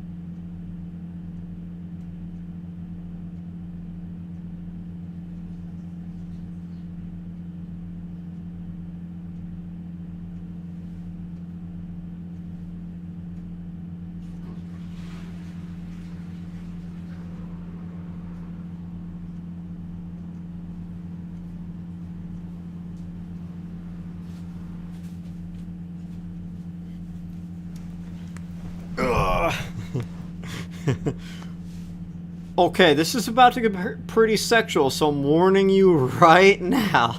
Also, there's no bugs on the chair, YouTube, you fucking cheaters. She took off her shoes, then she took off her candy yellow low-cut tube top, and then she unbuckled her brown belt and took off her tight hip hugger jeans. She then took off her socks. She was in her bra and thong now. Tossing her hair behind her, she undid her bra and tossed it into the pile of clothes. She bent forward as she took off her royal purple thong. She started to admire her nude body in the dressing room mirror. Another thing that had hair on her body was the top of her head. Everything else was smooth as silk and removed of any hair. Playboy model material, Lizzie thought, as she ran her soft hand slowly down every curve of her body. She picked up the bikini bottom and pulled her right foot up through it, and then her left, then up onto her waist and tied it securely on. She then picked up the bikini top and, covering her breasts with it, tied it around her back. It really covered her nipples, and as she looked at herself over the dressing room mirror, she was stunned by how attractive she looked and how sexy she felt wearing the bikini. She turned around to stare at her butt in the dressing room mirror. Well-toned, like the rest of her body, thanks to the good genetics from her mom and dad and years of cheerleading. The vivid hot pink looked good on her. Lizzie loved the bikini, but she wanted a second opinion, so she stepped outside of the dressing room. Antonio, Christabel, what do you think? Lizzie asked. Antonio had just got done reading a giant worded ad by the club exclusive, explaining the reasons for the fashion line, where the money went, when the clothing was purchased from the fashion line. Feel good and look good wearing Club Chic exclusive, the slogan said. Antonio turned and nearly broke his neck, and his mouth fell open and his eyes fired up. With lust and admiration, Christabel smiled. You look fabulously sexy, Lizzie, he said. Lizzie smiled and began blushing. For once in her life, she didn't mind being stared at. She felt amazing. She looked amazing, too. She began strutting between Antonio and Christabel like a runway model, seeing how the bikini felt when she walked. It was the perfect bikini, Lizzie thought. It was comfortable yet lighter in shape to her body. It felt like she was wearing nothing and she could move freely, and it felt amazing. The materials for the swimsuit are made of durable and comfortable material. All the swimwear in the Club Chic exclusive line are designed to hug your body's natural curves, just like wearing a really comfortable pair of pajama bottoms, Christabel said. A couple of other store shoppers took notice of Lizzie as well. Now several women were looking at the Club Chic exclusive swimsuits, seeing how gorgeous Lizzie looked in one and hearing about how they fit from Christabel. I'll take it, Lizzie said as she walked back to the changing room. She undid the strings to the bikini top and bottom, taking them off. She was nude again. The cold air-conditioned store had made her nipples hard as she pulled her thong back on, and as she was putting her bra back on, her hands brushed against her hard nipples. Lizzie suddenly felt a tingling sensation all over her body, with electricity going all over. Lizzie stopped halfway through putting her bra on to collect her thoughts. Lizzie had never explored her body in a sexual way before. Lizzie had asked her mom when she was younger about touching oneself, but her mom said it was wrong and immoral. This was right around the time Bruce had died, and all those reasons like wind in the trees. Lizzie put her bra, her thong, and her socks back on. Without realizing it, she had put her thong on backwards, the sling rubbing up against her as she put it on. She took off the thong and turned it around and noticed that she was wet.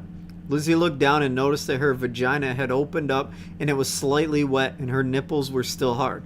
What was going on? Lizzie thought. Lizzie put her thong on right, and then her pants and bra, buckled her belt, and finally her shirt and her shoes. Lizzie exited the dressing room with the bikini hanging from the hanger and headed to the counter to buy it. Lizzie looked over and saw that every young woman in the store was looking at a swimsuit, and now Christabel was answering questions left and right. Lizzie approached the counter and cash register, rung her up $200. Holy crap, that's one expensive bikini, Lizzie thought. But it's worth it, the price, she thought. Antonio made his way over to her. They were preparing to leave when Christabel came over to him. I would be delighted if Lizzie, if you would model my fashion for a magazine, Christabel said. That way, the way you attracted shoppers to the club exclusive fashion line was spectacular. You are definitely a natural for it, Christabel said. Lizzie smiled. Yeah, definitely, she said. When do you turn 18, Christabel asked. October 24th, Lizzie said. Perfect. That's when I plan on airing my fall fashion line, Christabel said. I would have you model now, but I'd rather wait until you're 18, just to play it safe, Christabel said. With that, Lizzie had a job lined up when she turned 18, meaning she could quit working in her mom's winery when she turned 18. How's your mom doing? Christabel asked Lizzie. Oh, bitch as always, Lizzie said casually. Well, I don't judge her, Christabel said, for hating gays. It isn't right, but everyone's entitled to an opinion. After all, who would someone gay like myself be to judge someone? Lizzie said bye to Christabel, and she and Antonio headed out the shop door. A brand new vivid hot pink bikini in a Club Chic bag. The bag was shiny black with the words Club Chic written in fancy letters in shiny silver. And it's something like that, kind of a visual. We're nearing the end of the rush draft. Oh man. Where to next? Antonio asked. Lizzie looked at him for a moment. You hungry? She said. I was thinking we could stop for a bite to eat in the food court. Sounds good to me, Antonio said. Lizzie and Antonio walked back to the food court. Lizzie was thinking of a few moments back in the dressing room when she was getting out of her bikini and back into her clothes. Antonio, Lizzie said, is it normal for you to play with yourself? Antonio looked uncomfortable. Yeah, at this age it is normal. Why do you ask? Lizzie told Antonio about what happened in the changing room in Club Chic. Shouldn't you and your mother talk about this? Antonio said. No, my mother won't talk to me about this kind of thing. She says it's wrong and immoral, Lizzie said. Antonio said, haven't you had sex? No, I've been waiting for the right moment, Lizzie said. And the right man? Antonio said. Yeah, Lizzie said. Well, masturbation is perfectly normal for someone your age. I don't know how girls do it, but I do know how guys do it, Antonio said. How do guys do it? Lizzie asked. Antonio sighed and told Lizzie how guys do it. Have you done it before? Lizzie asked Antonio. Antonio began to turn red. Yes, I've done it before, Antonio said. It feels really good, he said. Lizzie was too busy with her hectic life to even try masturbation on herself. Too worried about popularity, homework, the right clothes, hanging out with the right people, going to the right parties, reading all the right magazines, helping her mom when she got too drunk to function and was too hungover to function, dealing with her mom's drunken snide remarks and attitude. Part of Lizzie feared having sex. She had been doing enough health ed classes in junior high and high school to know about diseases you could get in pregnancy. Lizzie was definitely not ready for a baby or getting a transmitted disease. Then she was told birth control and condoms can prevent all of that. But part of her fear, that big change in her life, Lizzie didn't like change. She liked things to be routine, and yet she craved adventure in her life. Something to spice things up and make her hectic, boring life interesting. But part of her didn't want things to change. Her fear of change was due to the hectic life at home with 3 dads gone and hitting puberty at the early age of 12, going on 13. The combination of the events caused the repressed fear of change in her life, and part of her feared sex. Dealing with her mom's rape was the contributing factor to that. Did it hurt? She wondered. And then get better, or would it always hurt? She wondered. Lizzie didn't bother going to her mother for these questions. Knowing her mother, Lizzie thought the minute she asked questions like that, her mother would assume that she was having sex and would want raunchy details. Why even tell her?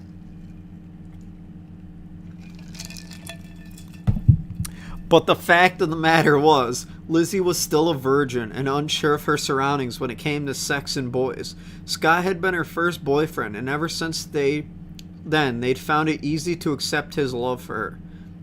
She remembered her first kiss, her favorite detail. It was a fall afternoon, Saturday. Lizzie and Scott were 14 and taking a walk through the Bridgedale City Park. Okay, ready for this? Another visualizing scene. The sky was overcast and gray.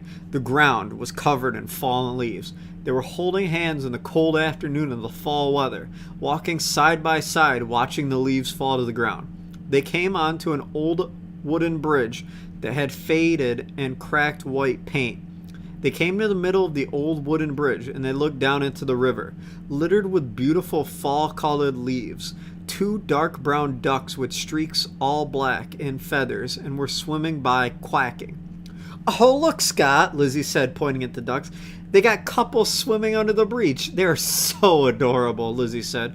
Not as adorable as you, Scott said, looking in her eyes. You're the most beautiful girl in the universe, Scott said. Lizzie looked at Scott's eyes. You're beautiful too. I mean handsome, she said, laughing at her mistake. Scott laughed too, and his hands were warm in her warm hands. Then it happened. Looking into each other's eyes, slowly leaning in, and they began kissing. Their arms wrapped around each other's, sweating on the spot. His lips were warm and soft against her warm and soft lips. The moment their lips touched, it began to rain. The rain pitter-pattered on the fall leaves in the river and hitting the bridge in the same pitter-patter. The smell of Scott, the smell of rain, the sound of thunder and lightning. Oh yeah, I think I skipped a page. Whoops. Lizzie had this particular first kiss that day. She hadn't expected to want more kissing, the way it made her body feel to be embraced like that. She loved the tingling feeling of pleasure all over her body that came from a good kiss. She had little difficulty getting used to the kiss in public, though.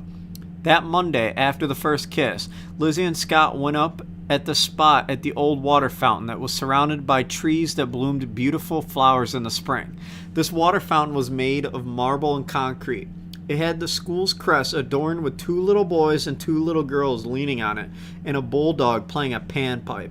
One girl was playing a lyre, and little boy was blowing on a pushman's bugle. The other little girl was playing a flute, and the other little boy was playing a lute. All the statues were smiling and poised in musical whims. Back when the water fountain worked, water trickled down at the ends of the flute, bugle, and lute. The lyre had water trickled down from the 2 top sides. A lyre is basically a harp that the Greeks played, so that you guys know. Into the water fountain itself, and the pan pipe also trickled water from the ends of it. All the water trickled into the base of the water fountain, which was 2 feet deep, but now the water fountain was aged and covered in moss and trumpet creeper vine. There was Scott, sitting on the water fountain. That Monday, Lizzie walked over to him and Scott got up. Lizzie walked over to Scott and they hugged. Then their eyes met. Scott's eyes said, "Kiss me." Lizzie wanted to, but she was all too aware of the people staring at them as though they were a TV soap opera couple, deep in love.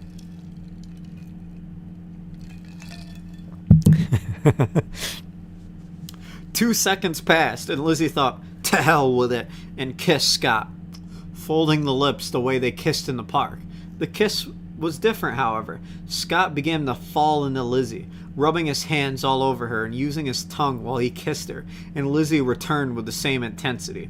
Lizzie felt her whole body heat up in the passion at the moment, as her hands, which made their way down from his shoulders to his arms, around his waist, onto his butt.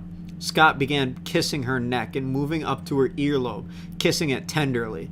Lizzie's body was on fire with passion, now burning with lust as she felt Scott's hands make their way up her body, from her butt all the way around her chest and back around to her shoulders and then down to her waist. When they finally pulled away, they held hands as they walked to their lockers to get their things for their first period class. People were staring, all right. Talk of Lizzie and Scott's little suck-face fest had spread around the school like wildfire. Lizzie's favorite time to kiss Scott was when she was done with cheerleading practice and Scott was done with football practice. And Scott would lead and would have Lizzie pinned up against the little school lockers, her legs wrapped around his waist as he slid his hands up her cheerleader skirt and agreeing with Lizzie not to go underneath her thong, which is okay with Lizzie, as she felt alive with Scott feeling her up, pushing her skirt above her waist with his wrist and letting go as he put his hands around her waist and shoulders and chest and behind her head and burying his face in her. Yeah, I skipped the page again. Let's see, hang on. In her cleavage and neck, Lizzie liked the way his hands felt, and she didn't mind the jealous stares from girls and guys walking by it either. "Lizzie, what do you want to eat?" Antonio said. Lizzie blinked. She was at the food court at the mall and lost in memories of Scott. Lizzie looked over at all the choices offered at the food court. Asian, Mexican, pizza, pretzels, coffee, all the usual food choices at malls were there. But Lizzie had a favorite place to eat at the mall. There's this little cafe in the mall that served up frozen yogurt, ice cream, and little entrees like mini bagel pizzas, and also served a variety of drinks like water, sparkling water, and just sparkling soda, fine gourmet coffee, energy drinks, expensive prepared drinks that varied from smoothies to special coffee drinks. It was Java Palace. "How's the Java Palace sound?" Lizzie asked Antonio. "Never tried it, but it sounds great." They walked into the Java Palace and stood in line. Lizzie wasn't feeling hungry, so when she approached the counter with Antonio, the workers staring in disbelief at the beauty and handsomeness of Lizzie and Antonio. Lizzie ordered a medium-sized peach frozen yogurt and a mini pizza bagel and a Monster energy drink. Lizzie's favorite food of all time was peaches. They grew around the area, and the old high school fountain was surrounded with peach trees. Antonio ordered the same as Lizzie got. As Lizzie got out her purse to pay for the meal, Antonio said, "I got this, Lizzie," he said as he pulled out $28.50 from his wallet and pocket. Lizzie was surprised. She'd never had a guy buy her a meal before, and let alone go shopping with her. Scott would have rather spent the day watching football and then maybe go shopping with Lizzie, and after they'd end up splitting the cost of the meal. "Thanks," Lizzie said to Antonio. "No problem," he said. They got their order and went to a table in the corner, sat down, and began to eat. Lizzie sat in silence. "This is a good pizza bagel," Antonio said. "I've never had a frozen yogurt or a pizza bagel," Antonio said as he finished his pizza bagel and took a bite of his frozen yogurt. His face lit up. "This is good frozen yogurt," he said. "It's fun trying new things now and again," Antonio said. Lizzie finished her pizza bagel and opened her Monster and poured her Monster energy drink into a frozen peach yogurt and stirred it around to make a flow. "You have good taste in food and drink," he said. "Thanks," Lizzie said, blushing. Lizzie and Antonio drank the rest of her Monster energy drinks and got up from the table. Antonio picked up his frozen yogurt in the tray and he took it to the trash, disposing of the empty plates and empty cans, and then turned back to Lizzie, who came behind him with their frozen yogurt in her hands. This is me losing character, but Lizzie making a drink combo is the funniest shit in the world. And Antonio copying it. Hold on.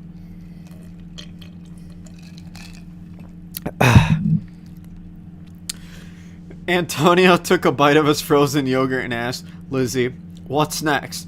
They decided to go up and look around at the pet store. Antonio and Lizzie entered the pet store and looked around at all the store had to offer.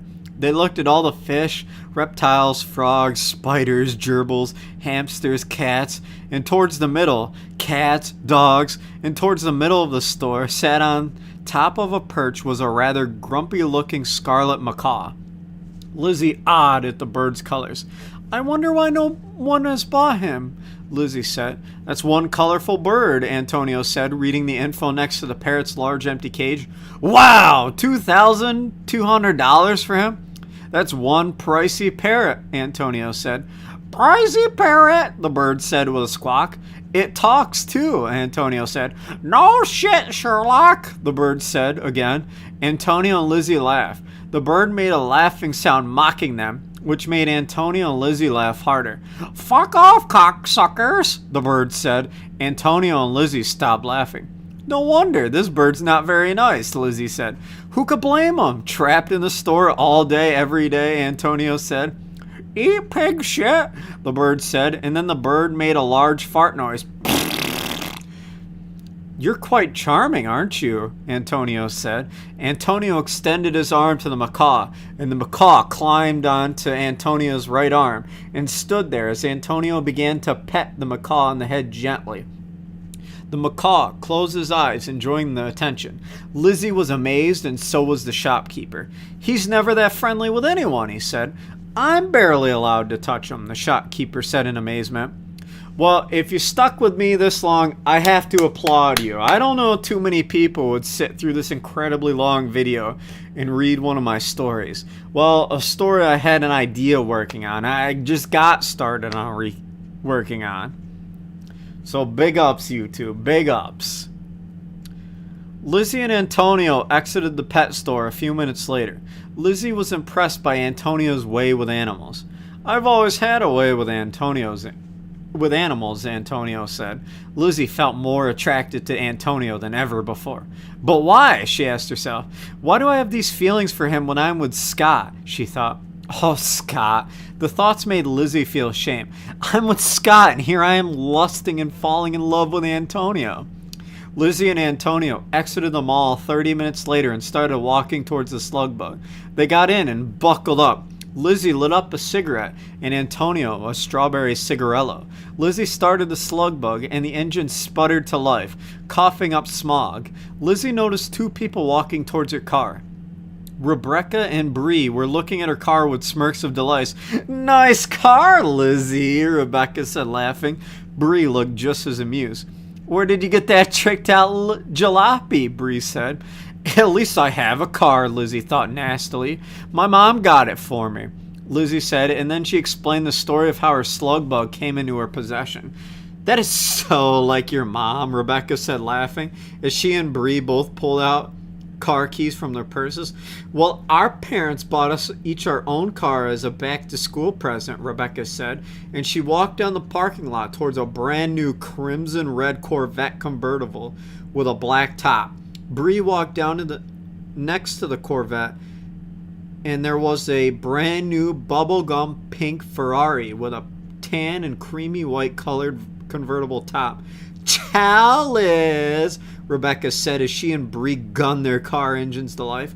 The engines roared with a healthy sound. Tires squealing, they took off into the parking lot and into traffic, blaring their music as loud as possible with their electric convertible tops folding down and lighting cigarettes.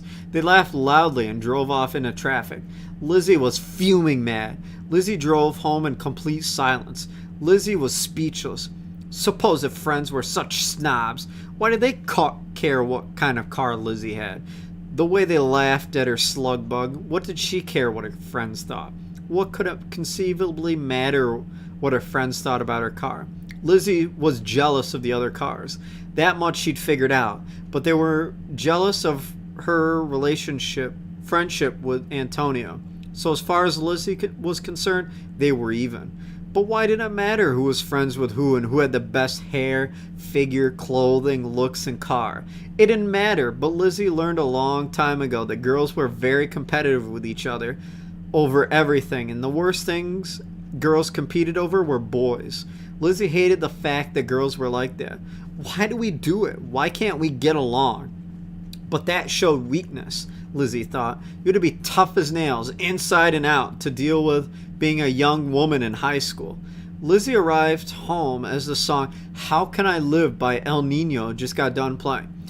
That was "How Can I Live" by El Nino on X Nation 108.6 X Nation, playing rock, metal, punk, grunge, alternative, and experimental, only on X Nation, said the radio announcer. Lizzie set station as her favorite station, so when she pressed 1 on the CD player, whenever it was activated, it would automatically change to X Nation. Lizzie turned into her driveway as the slug bug backfired and coughed out smog and sputtered to a stop in the driveway.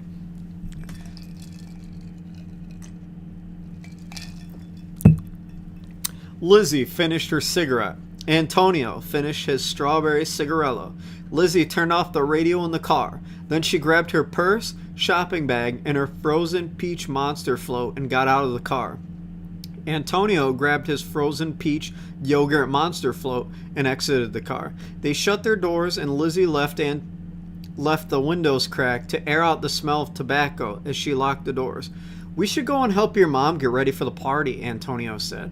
They entered Lizzie's house and they finished off their frozen peach yogurt monster floats and walked over to the kitchen and disposing of the empty cups into the garbage. Lizzie saw her mom. "Here comes another graphic scene."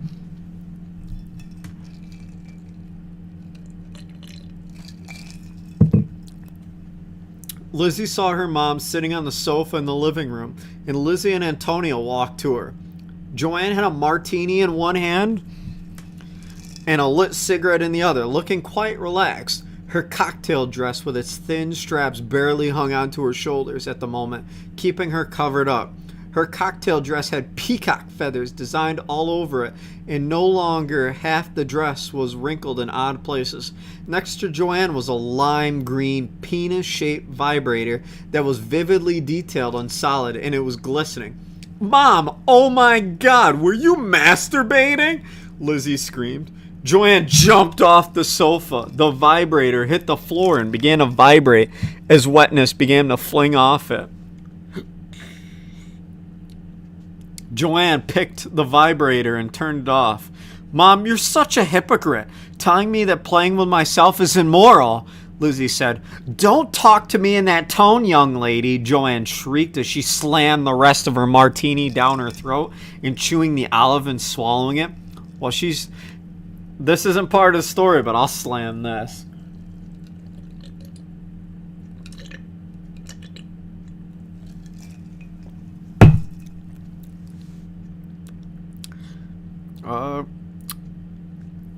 Joanne adjusted her dress straps back on her shoulders and got up, staggering. "You smell like cigarettes," Joanne, glaring at Lizzie. "Do you know how bad smoking is for you?" Joanne said nastily. "Then what the fuck is that you're holding between your fingers, you hypocrite?" Lizzie shouted. "You will watch your mouth," Joanne said. "And you better quit smoking or you will be in so much trouble," Joanne said. "I'll quit smoking when you quit smoking, mother dearest," Lizzie said sarcastically. "I don't have to quit. I'm an adult in this house," Joanne shrieked. "And what a fine adult you turned out to be. Too drunk to function, too hungover to function, and or too stupid to make a sensible decision," Lizzie said. "I've had enough of your smart mouth," Joanne said as she walked over and slapped Lizzie across the right cheek with her right hand. Lizzie flipped out. Lizzie punched her mom in the left eye with the right fist, blackening it. Lizzie punched her mom in the stomach with her left fist, and then her right caught her nose, and then her left caught her other eye. Then Lizzie shoved her mom to the ground as her right knee caught her mom in the left side of her ribcage. As Lizzie parried her in the spot, spinning the left foot onto the left side of her face, and jumped up using the base of her right foot, kicked her mom on the right side of her face. Her mom rolled over on the floor, martini glass on the ground. Lizzie walked over to her mom and took the cigarette from between her fingers and then stomped her mom's hands with each foot. She took a drag from the cigarette and exhaled in her mom's face, smirking. Lizzie's mom in recent years developed a slight temper with drinking and took it out on Lizzie, but Lizzie was done taking shit from her mom for doing nothing and didn't deserve Joanne's drunken temper. Lizzie blinked. Did that just happen? She just kicked the crap out of her mother. Lizzie walked over and saw her mother on the floor. Her eyes were black and her nose bleeding. Joanne got up from the floor, groaning in pain. Lizzie, what happened?" her mom said. Joanne didn't remember what happened.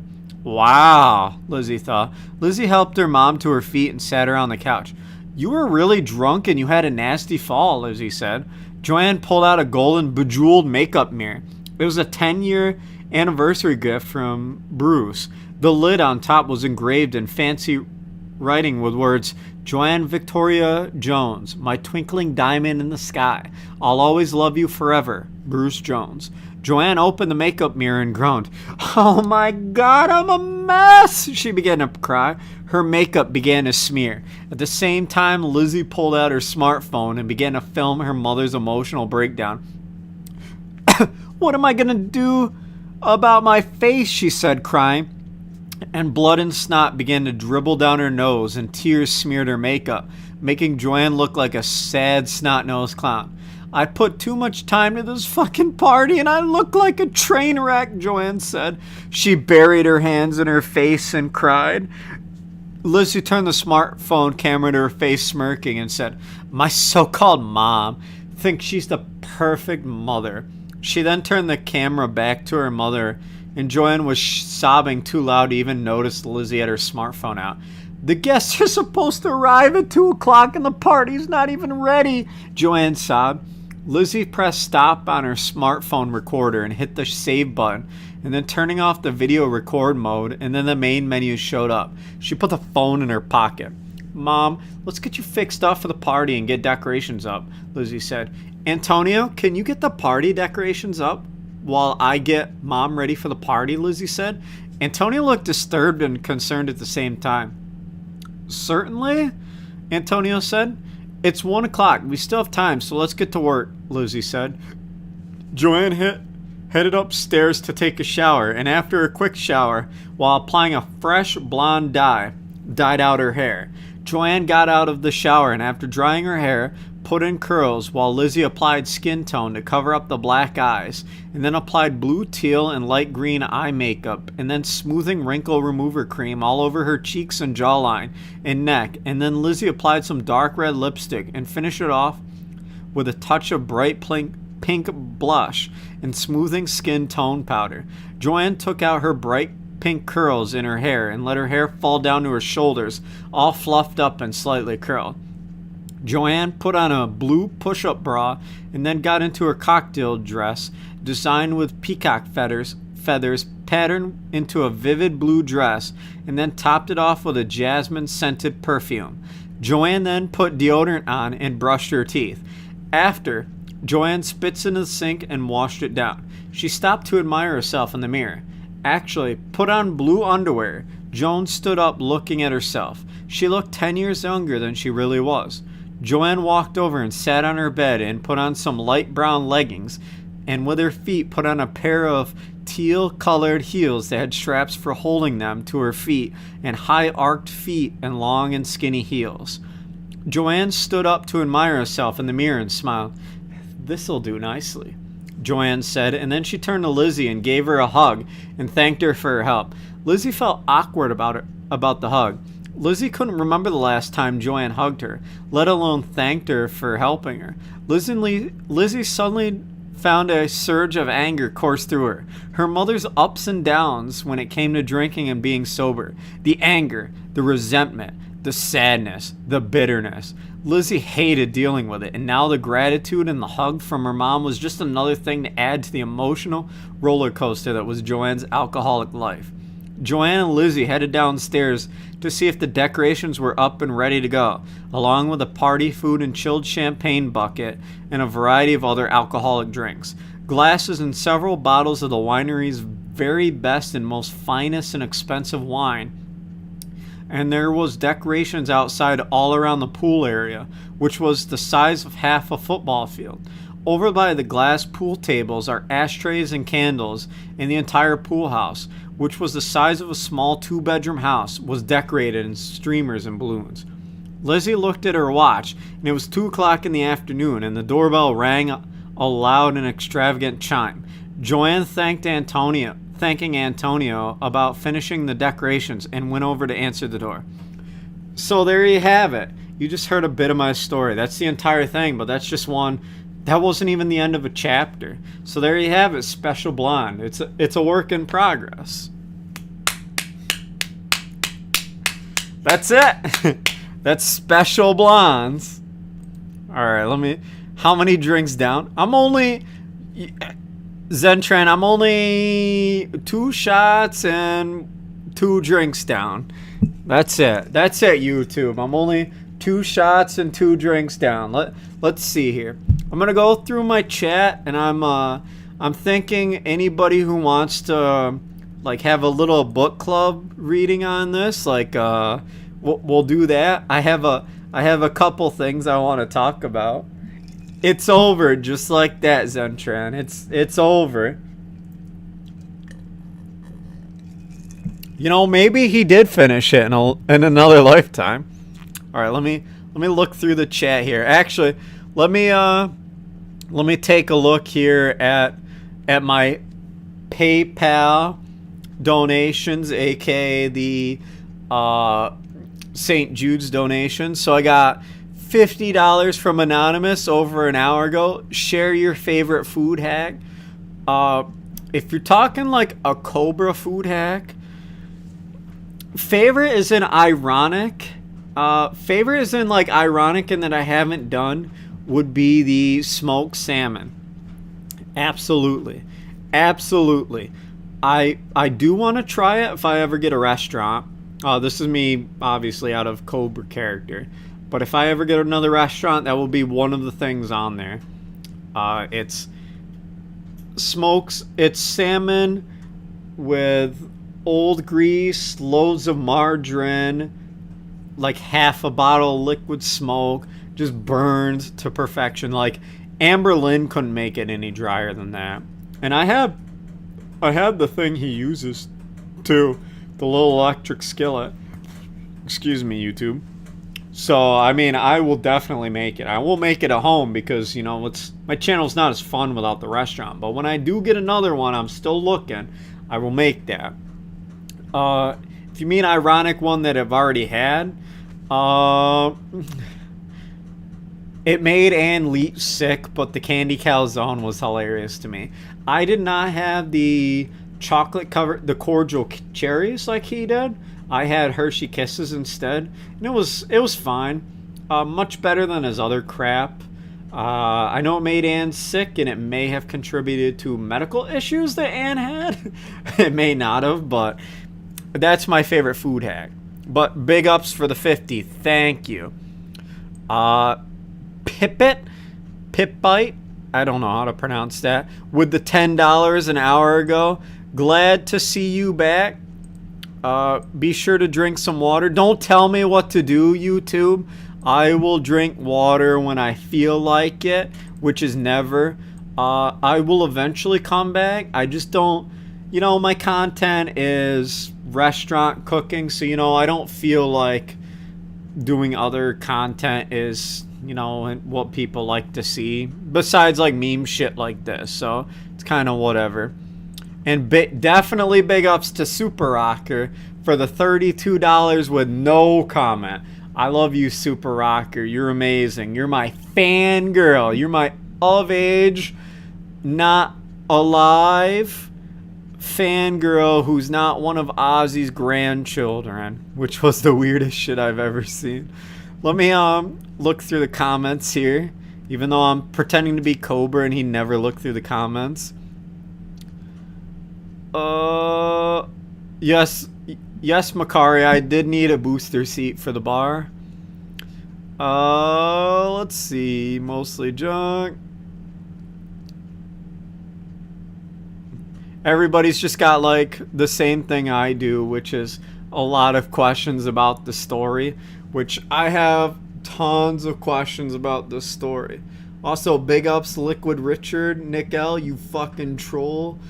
Trolls don't get big ups on my stream. You might get blocked if you mention Bite Size or, you know, Seizure Robot or any of my other trolls, but I guess Liquid Richard is a Wings troll, so it doesn't count YouTube, so it's kind of whatever. And Jack is definitely busy with his new gadgets and his Wi-Fi cooker. So what I'm going to do is I'm going to go to the locked thing on my Discord. If anybody wants to pop into the other Discords, I will bring you in and we can do like a little talk, little book club about this. I'm going to real quick go get another drink combo. Maybe try and open. Did I open it? No, I opened the cake one. Did I open the other one yet? I don't think I got the other one open yet. Maybe try and open that and have a shot out of that. But so far, so good for me, YouTube. I will be right back real quick here. Like I said, somebody pop in the Discord and we can have a discussion about it. Or I'm just going to tell you my favorite parts of this story. Hang on. I'm going to go make another drink. Actually, no. I can make a new drink combo because I got champagne and we'll mix it with squirt instead of orange juice. And we'll see how awful that is.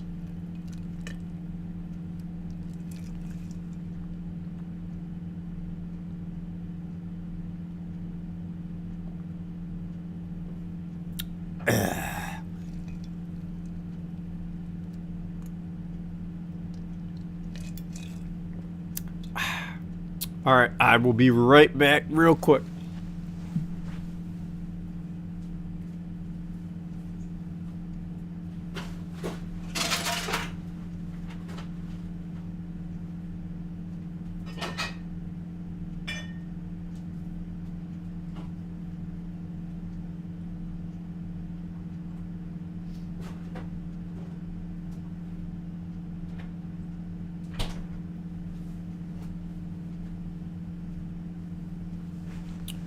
Alright, so I got all these things, YouTube. I got Tito's vodka. So we'll have a shot of Tito's vodka, even though I said I'd have one drink earlier today. And I'm going to end up having more. And I got, unironically, my favorite, not Chardonnay, fucking champagne. It's champagne, but it's called sparkling wine. It is Elmo Pio Asti. It used to be called, what is it? Elmo Pio Spatani something, whatever.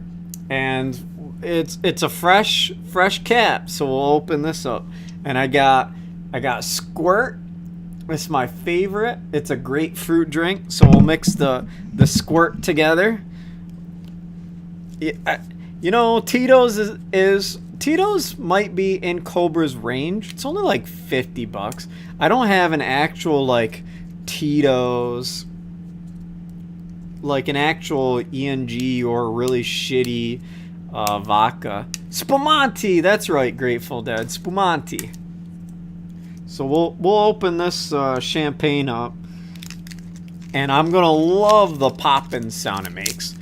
Also, Home Dad, I don't have the 99 bananas yet, but you see the top on this. We just gotta spin this out. How did I spin this out before? Aha, here it is. There we go, YouTube. Ready? Here we go. We'll pour this into our glass.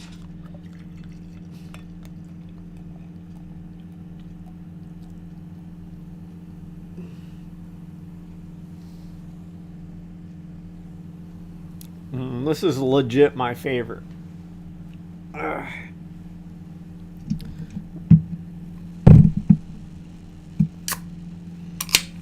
Oh, I spilled a little bit of it on myself.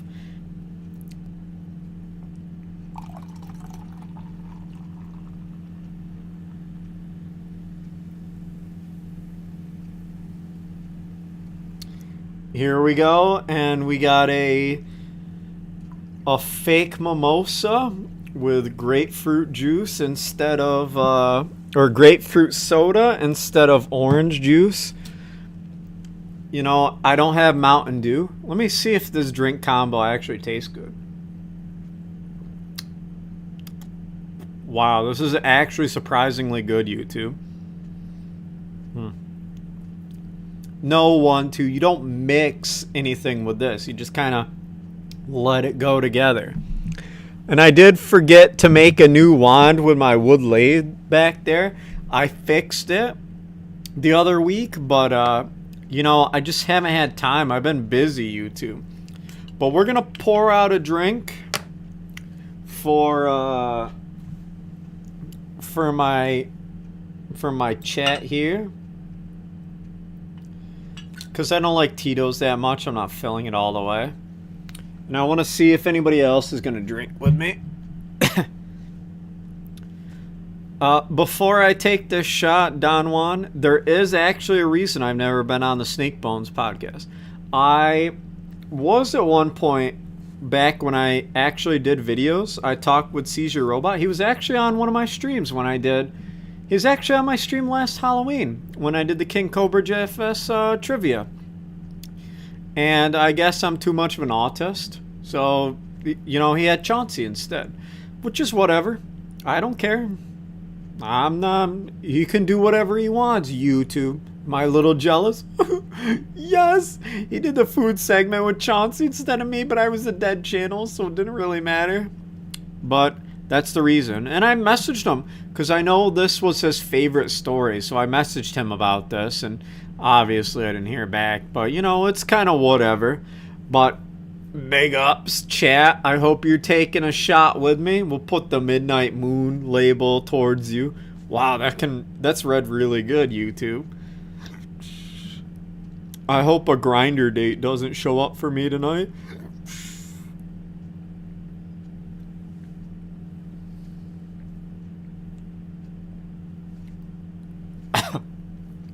God, Tito's is awful. I like Tito's mix, but Hello, Grateful Dead.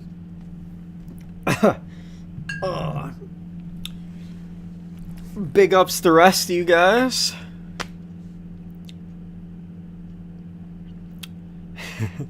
You know, I'm a little different. I don't blame Seizure. Maybe we didn't have a chemistry. I was hammered that night. That was after the dance segment too. That was at like 1 o'clock in the morning too, when Seizure came on. He was a really cool guy, but I mean, I don't blame him. I don't blame him at all. I don't blame him or Bite Size at all for ignoring me. It's just kind of, you know, whatever scenario. If I ever come back, I'm gonna get those fuckers, those fucking trolls. But I had fun with this story. Let me see if anybody popped in the Discord and wants to... Nope, nobody even popped in the Discord. Alright, so I want to go over my favorite parts. Now, I know what Seizure's favorite part is, supposedly. When Cobra described Antonio, which... Did I close it out? Wow, I subconsciously closed out this fucking video. Or, this text file. When Colbs described Antonio as well-tanned skin, extremely muscular, long flowing jet black hair, which he had in a ponytail, kind of like Colbs, not really, that stretched to below the back of his chin. His face had high cheekbones, hollow cheeks, the double chin with the dimple, and then a square jaw within the double chin. Like, how do you get a square jaw within a double chin? Like, I just don't get it. I don't get it. Probably the funniest thing in this story for me is it broke me when I was doing this. A lot of this broke me, but what really broke me was Lizzie doing a drink combo and then Antonio following it. I couldn't believe it. I couldn't believe that he legit wrote back in the day Lizzie doing a drink combo. Now, if he actually said Lizzie doing a drink combo, I would have fucking died. I don't think I would have been able to handle doing this story at all. Motion therapy, get blocked, troll. I'm not drunk yet. I'm not a Boglum. Just because I have a Boglum Destroyer 4000 cap gum. No, he put square jaws and the double chin in there. That wasn't like, he didn't fuck that up. There's a lot of things he fucked up, but that wasn't it.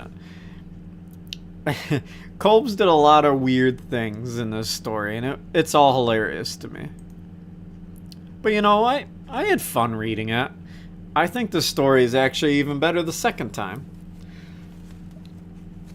We'll see if we can't get the hat a little bit better. There we go. We'll fuck up with the hat a little bit more. Geese, I assume the friends serve as a foil for now. This is legit. I don't know how long I read it for, but he read it for an hour and 40 minutes. I probably read it for an hour and a half at least. And he supposedly said this is one chapter. One chapter.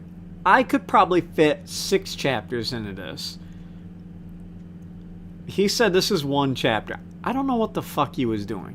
I would love for him to scan, or Stephanie find this fucking story and scan it and just see if he worked on it. This was like the creative Cobes moment. And this was back when Cobes was, you know, motivated and whatever. So it's just kind of funny to think about it. Because he was so motivated, and you look, and he was like, I wonder what Cobes at that point would have thought of himself at Cobes now. Would he have been okay with it? Would he have been like, yeah, man, you smoked a lot of weed. I don't give a fuck. You did a lot of spice. Your brain's fucked, but you had party and you had fun. Or would he be like, man, this is how I'm going to turn out. I'm not going to get my clock tower mansion. I'm just going to be this weirdo who gets kicked out of Frosty because of my trolls. I don't know. I think it's a very weird thing regardless. Stephanie definitely got blacked. Probably. Uh, Less demented. Slightly less. It was based off of his experiences. You could tell his experiences when he had the gay scene with Todd in it. It was it was absolutely hilarious. He'll probably get his clock tower one day. I hope he does. You know, I don't know if I don't know if Cobra would believe that that was his future self. I don't know if he would. Would he? I think he would never change the course of events, though. I don't think he would. Like, if he had knowledge of what he became, I don't think he would. He would change it. I think he'd let it still like ride through because he was having fun. He got some girls. The 5 year dry spell would be kind of whatever, but I think he would be okay with it. I really thought that at the very end, though, when Lizzie's beating up at her mom, and then she tells her mom, "Oh, you tripped." That feels like a very new Cobes thing to do. Kind of like one of those subtle asshole lie type deals. I don't know. I I don't believe that in real life, like when he beat the shit out of Warlord, I bet he told Warlord, "Oh, you tripped last night, dude. You were being an asshole and you tripped and my neighbor punched you out." I don't think he would tell Warlord or anybody straight up what happened. Yes, I do need to bring back the cooking vids, Pearl Master. I'm looking for a restaurant, but it's kind of whatever. You fucking troll. If you rewind the stream at the beginning, I lost the opportunity at one place. Not lost, but excuse me. But I'll describe this opportunity. So so there was a place I've been looking at for about a month now. Okay, it's local to me. We went and looked at the building a couple times. Once about 2 years ago, wasn't interested. Went and looked at it again. Okay. Went and looked at it with my dad. And there was termites running across the floor. Or what he thought was termites. There was some kind of insects running across the floor. They did look like termites. Behind the place was like a 50-foot cliff into a creek. So termites is reasonable expectation. This place was... how do I describe it? It was not a... It's a restaurant, but it's not what you would think a restaurant would be. It had 5 home refrigerators. So like, think of your refrigerator. They had 5 of those instead of like a walk-in cooler. Very tiny line. Very rundown building. And next to it, they had a rental building, like an actual house on the same property. About like 0.5 acres altogether, I guess. It ran into the creek, which just useless acreage, but it had a nice front on it and whatever. And we lowballed it. We medium balled it. Well, we lowballed it. Didn't hear back for a week, and then they told us put in a realtor told me, "Oh, they want you to put in an actual signed offer before they consider." Okay. 2 days later, nah, that's a low ball, whatever. Put in a relatively okay offer for it. House is like a teardown, and like they even told us house is a teardown. The restaurant's the only thing there. It needs a lot of work. Whatever. I thought the place was kind of coming down, and put in a shitty offer for what they want. Week and a half, 2 weeks later, decided to put in $10K under asking price. Okay, maybe they'll be more reasonable to this. We want to get in here. We want to fix this up. We can do this, whatever. Then they made us wait a week, told us that there was other potential buyers waiting to look at the house that was on the property that they finally evicted the people from. They had what is it? Not stragglers, not scavengers, squatters. They had squatters sitting in this building for some reason. And like I said, everybody said it was a teardown. They even told us it was a teardown. They wanted to say, they told us, hey, we're waiting for these other potential buyers to look at this place. I guess that's a deal breaker for them. I gave them a day and said, look, you either take our offer at $10K under asking price or we fuck off. And they said, well, no, we're waiting for these other people to look at it. So we fucked off out of the place. Then we went and looked at the other place I was mentioning earlier, which was the one with the hotel that is dilapidated, that had the notice on the door. Well, no, it's a restaurant next to a hotel that's dilapidated that has a notice on the door that says nobody can occupy. And the restaurant itself was kind of mediocre. So we haven't seen anything since, but hopefully we get something. Hopefully. I don't want to do home cooking because my home is just worse than Cobra's. I don't even have a stove in my house. So he has a, look at this. He has a nice wood lathe back here he can make wands and shit out of. But, you know, it's kind of whatever. But the story here, the story Cobes made, which I'm just ignoring these stories altogether. The story Cobes made is just peak Kino for me. Shut up with your outdoor cooking, you troll. I'm gonna have to... The outdoor cooking thing won't work because I got fucking bears and shit around me, and they'll come beat me up. Oh shit, Deals, I recognize you. You changed your name, but the doo-doo pizza. I did have a burger for dinner, and I did eat it like an apple, but I washed my hands, so you see the Aussie on it is sort of faded. At least the O is faded a little bit after I washed my hands from the grease of eating it like an apple. But you know, it's kind of whatever. It is what it is. I had fun. Alright, I did get another PayPal donation, aka a St. Jude's donation from Asterith the Grim. Do you like pork ribs, boy? Thanks for the hours of entertainment and smelling good. You know, I do like pork ribs. I don't like pork ribs cooked by Jack Scalfani, but I do like pork ribs. And you know, don't forget,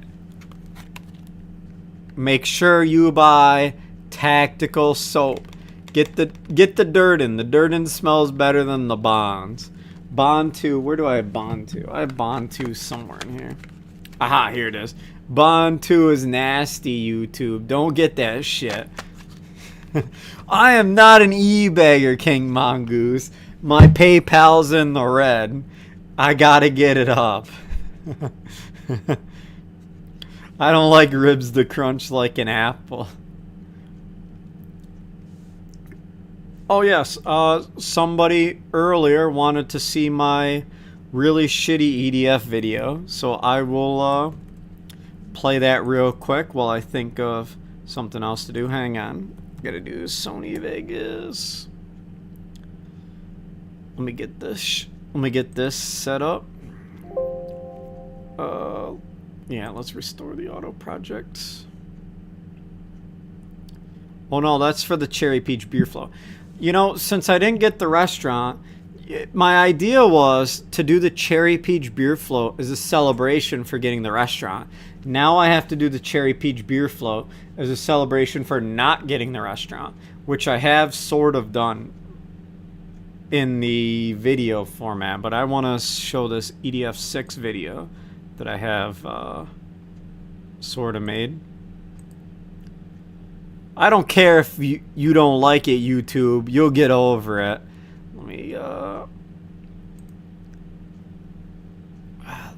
Let me full screen this. Where is is it? Capture.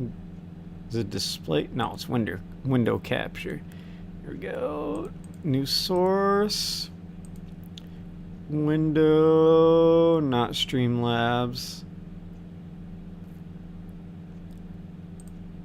Oh no, it won't capture the full screen in Sony Vegas. It'll only capture the half screen. Whatever. Whatever, YouTube. We'll capture the half screen. We'll capture the full screen? No. You're just gonna have to deal with it, YouTube. Oh shit, I gotta turn on my I also gotta turn on my fucking desktop audio. There we go.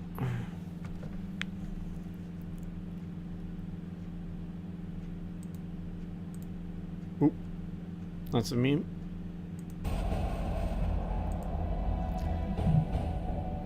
Oh no, don't fucking look at that. There we go.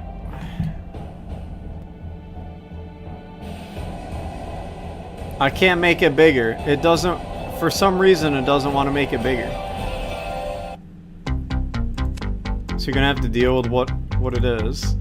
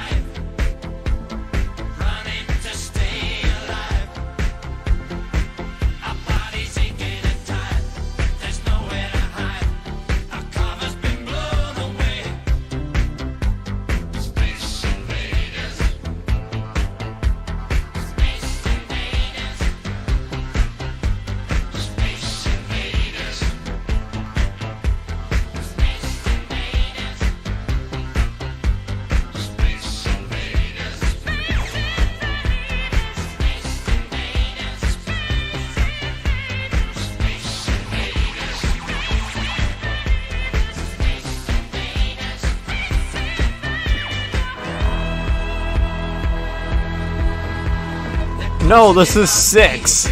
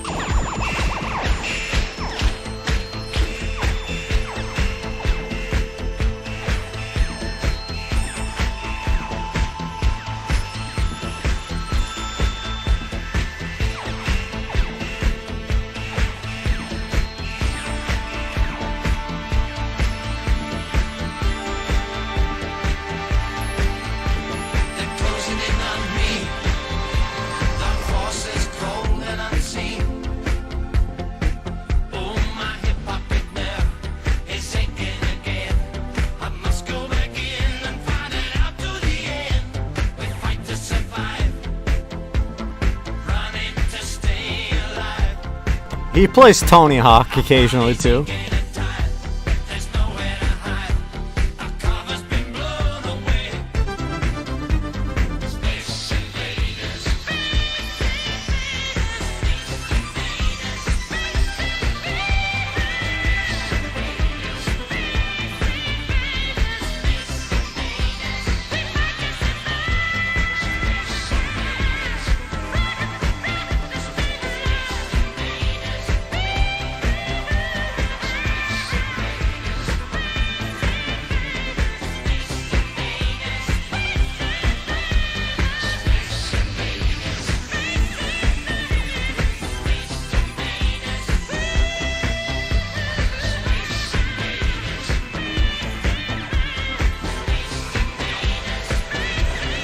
EDF 6 Fencer is so good, it's ridiculous.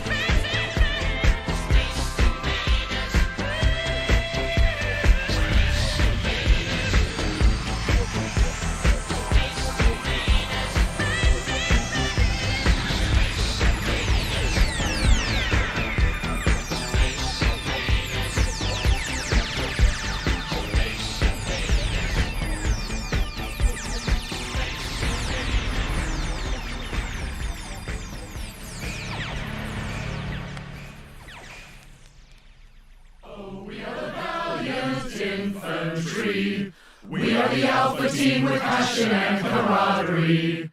Hear us as we shout at the top of our lungs. Be calm, be bold, and raise your guns. It's only with our sacrifice that mankind can still exist out here in paradise. To defend our dearest Mother Earth, we're ready to give up our lives.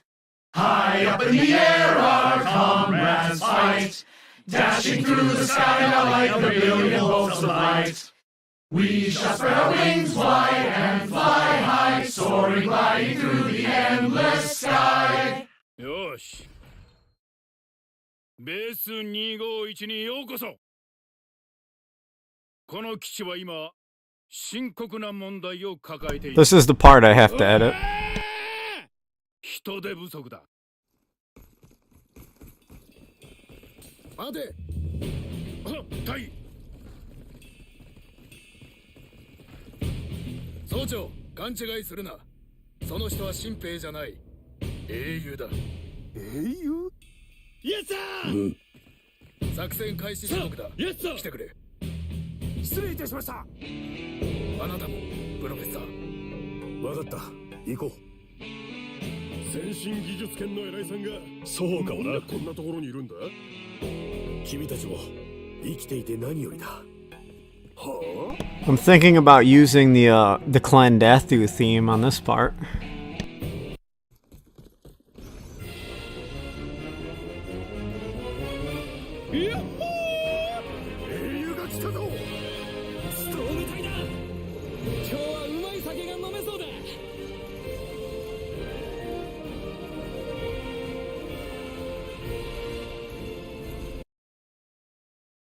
And that's what I got edited so far, YouTube. There's obviously some more in the, some more little cutscene parts here, and gameplay stuff, but I gotta, you know what, I'll play these little parts, but I gotta get a song going for them. The original Clandathu song is obviously is obviously copyright, but there is a remixed version that is sort of copyright, but use it anyway. But these are the clips I'm going to use too, so I'll just play these clips with its original volume playing.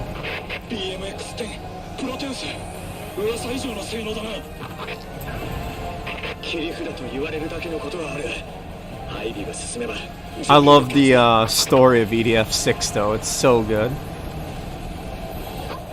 Though I haven't played it in a little while. I can't just say no copyright intended. They still copyright your ass.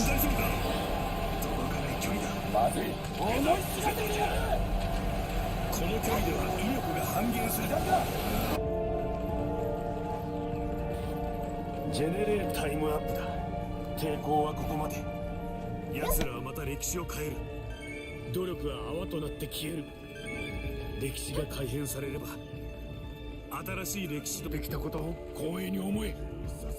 フライマめ、人類がまだ反撃してくるとは思うまい。これが最後のチャンスだ。何事だ。どうなってる。何かおかしいぞ。敵は何かしようとしてる。離れろ。ここは危険だ。離れろ。再現したぞ。成功だ。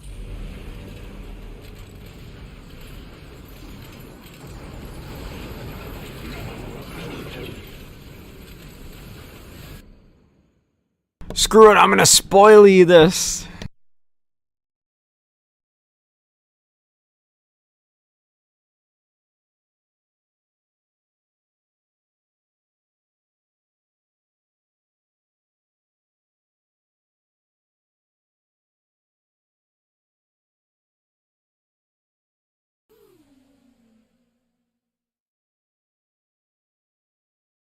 新人ってのは君か。さあ始めよう。今日の仕事は貨物の運搬だ。はい。地下室の貨物を地上まで運びたい。はい。いやだ。君が装着しているのはパワードスケルトン。すごい力を出せる。貨物だって一人で運べるぞ。もともとは軍事用の技術だって噂だ。戦車並みの力が出せるぞ。大丈夫か。やったぞ。 Of course he brought his cap gun to the bar. そう緊張しなくていいよ。この扉の奥が。 Now, if you played EDF 5, when you first start the game, this security guard dies. But in EDF 6, when you get further along in the game, you go back in the past a bunch of times, and you finally save the fucking guy from the first game. You're fucking the aliens up.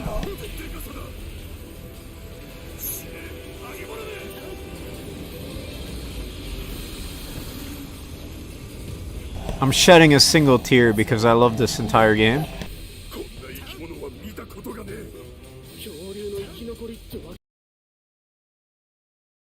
And that's it. That's what I got so far. So we'll close that out.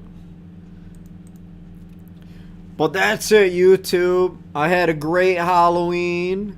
And, well, Zentran, I'm going to give you the whole spoilie for the end of the game. So you go through... So you go back to the past multiple times. They increasingly send more difficult shit, and you're Storm 1. You just fucking demolish it, and you keep going back to the past. And eventually, the last time, you go back so far that you stop the invasion when it first starts. You blow up all the fucking motherships by yourself, pretty much, with hardly anybody taking any damage. And then at the end of the game, at the end of the EDF 5, which is technically the first game in this series, you know how you meet God at the end of it, and it's like a life or death situation. You beat God, and then that's the end of it. Well, in 6, the time machine is a giant fucking scorpion, and like a robot scorpion type deal, snake, whatever, and it's actually housing the God that you destroyed in the first game, and then you fucking beat it again, and then you really save the world. So it's pretty cool. I love it. It's my favorite game. I'll beat this fucking ass. Fucking bullshit. I hope you enjoyed the stories, YouTube. I'm gonna have more drink combos. I ran out of things to do tonight, so I hope you enjoyed the story. Nobody wanted to come on for my quote book club, and it looks like on stream my thing is fucking, you know, sparkly or pixelated as hell. So I'm gonna give one last shout out to everybody who donated to my PayPal, aka St. Jude's, and I greatly appreciate it. So we'll give Anonymous from 2 hours ago with the 50 for share your favorite food hack again. Big ups, thank you. Pipette for the 10 with With glad to see you back. Make sure to drink some water. I'm still not drinking water. Don't tell me what to do, Dad. Super Rocker, I still love your ass. I know you're around on Discord. Thank you for the 32. And then Astarat the Grimite. I want to see you on Discord. Like, we'll hang out if you want. Big ups for the 10. Thank you for the asking me if I like pork ribs. And thanks for the hour of entertainment and reading. And smelling good, I guess. I am still wondering what I should do with these fucking soaps I have. You know what, Astrath, if you're still around, well, you're obviously still around. Let me get my chat back up. You know what? Evil Ash is here. Evil Ash, what should I do? What should I do with all 5 of these? With these soaps? Who should I send it to? Should I send it to a viewer in the chat? Make a little I'm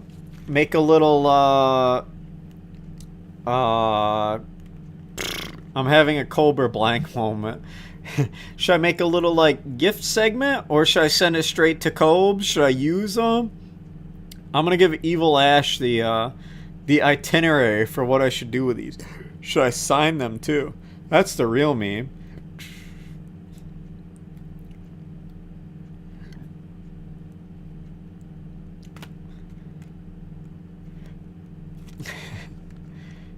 Zentrant, you know what? That's kind of a meme because it actually stained my fucking bathtub when I had it too. That is actually the funniest shit. It looked like black mold on my bathtub, which is the funniest shit in my life. Brush my teeth with these. Fuck no, these smell so bad. I couldn't brush my teeth with these. I couldn't do it at all. I'm still on the Discord. Let's see. Did anybody pop in who wants to talk? No. Nobody popped in who wanted to talk. Look is happy. You know, I could use these. I don't really like the other scents of the... What did I buy? Duke Cannon stuff. I only like the one Duke Cannon.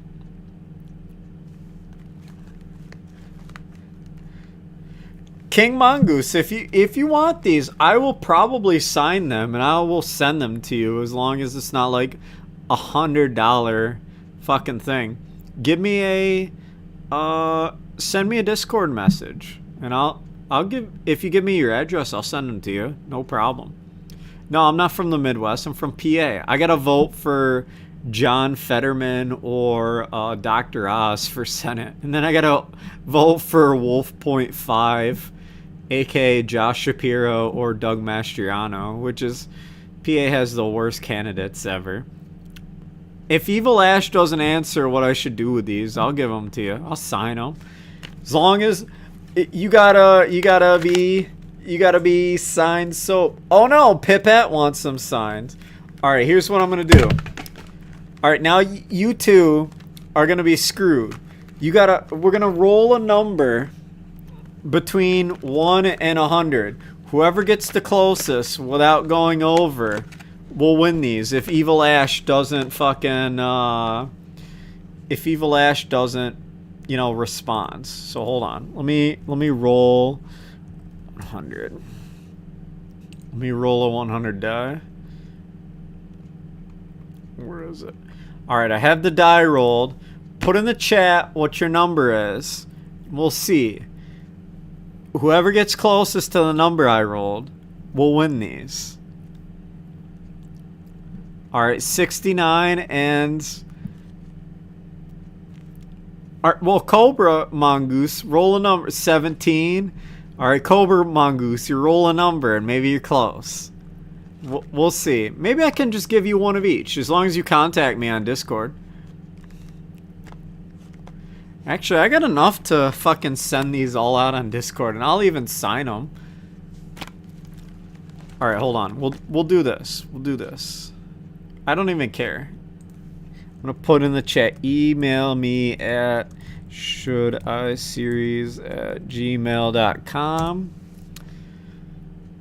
You email me. There's 4 of you. I'll send one to each of you. Unfortunately, King Mongoose is the closest, but he has gone over. So King Mongoose can choose which one he gets, and then the rest of you just get a random one. So that'll sort of work out. I'll have one left over. I'll give one to Asterath if he wants one. Actually, so we'll do this. King Mongoose gets to choose, as long as he emails me. Asterath gets to choose one that he wants that King Mongoose doesn't get, as long as he emails me. And then the rest of you just get a random one. You have to email me your address, though. And we'll go from there.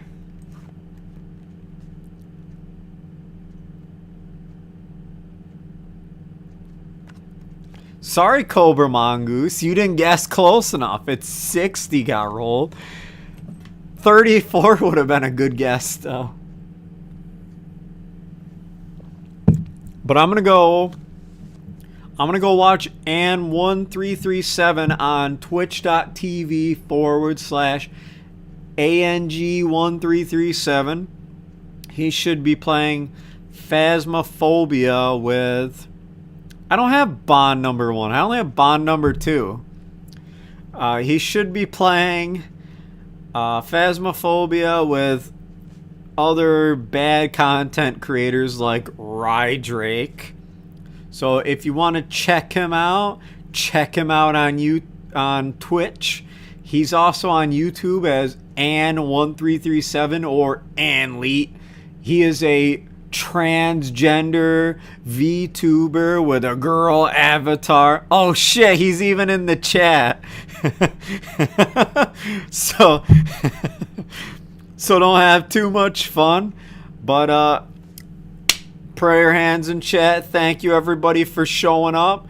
I appreciate it. DLW, you ever gonna do another trivia Cobra night?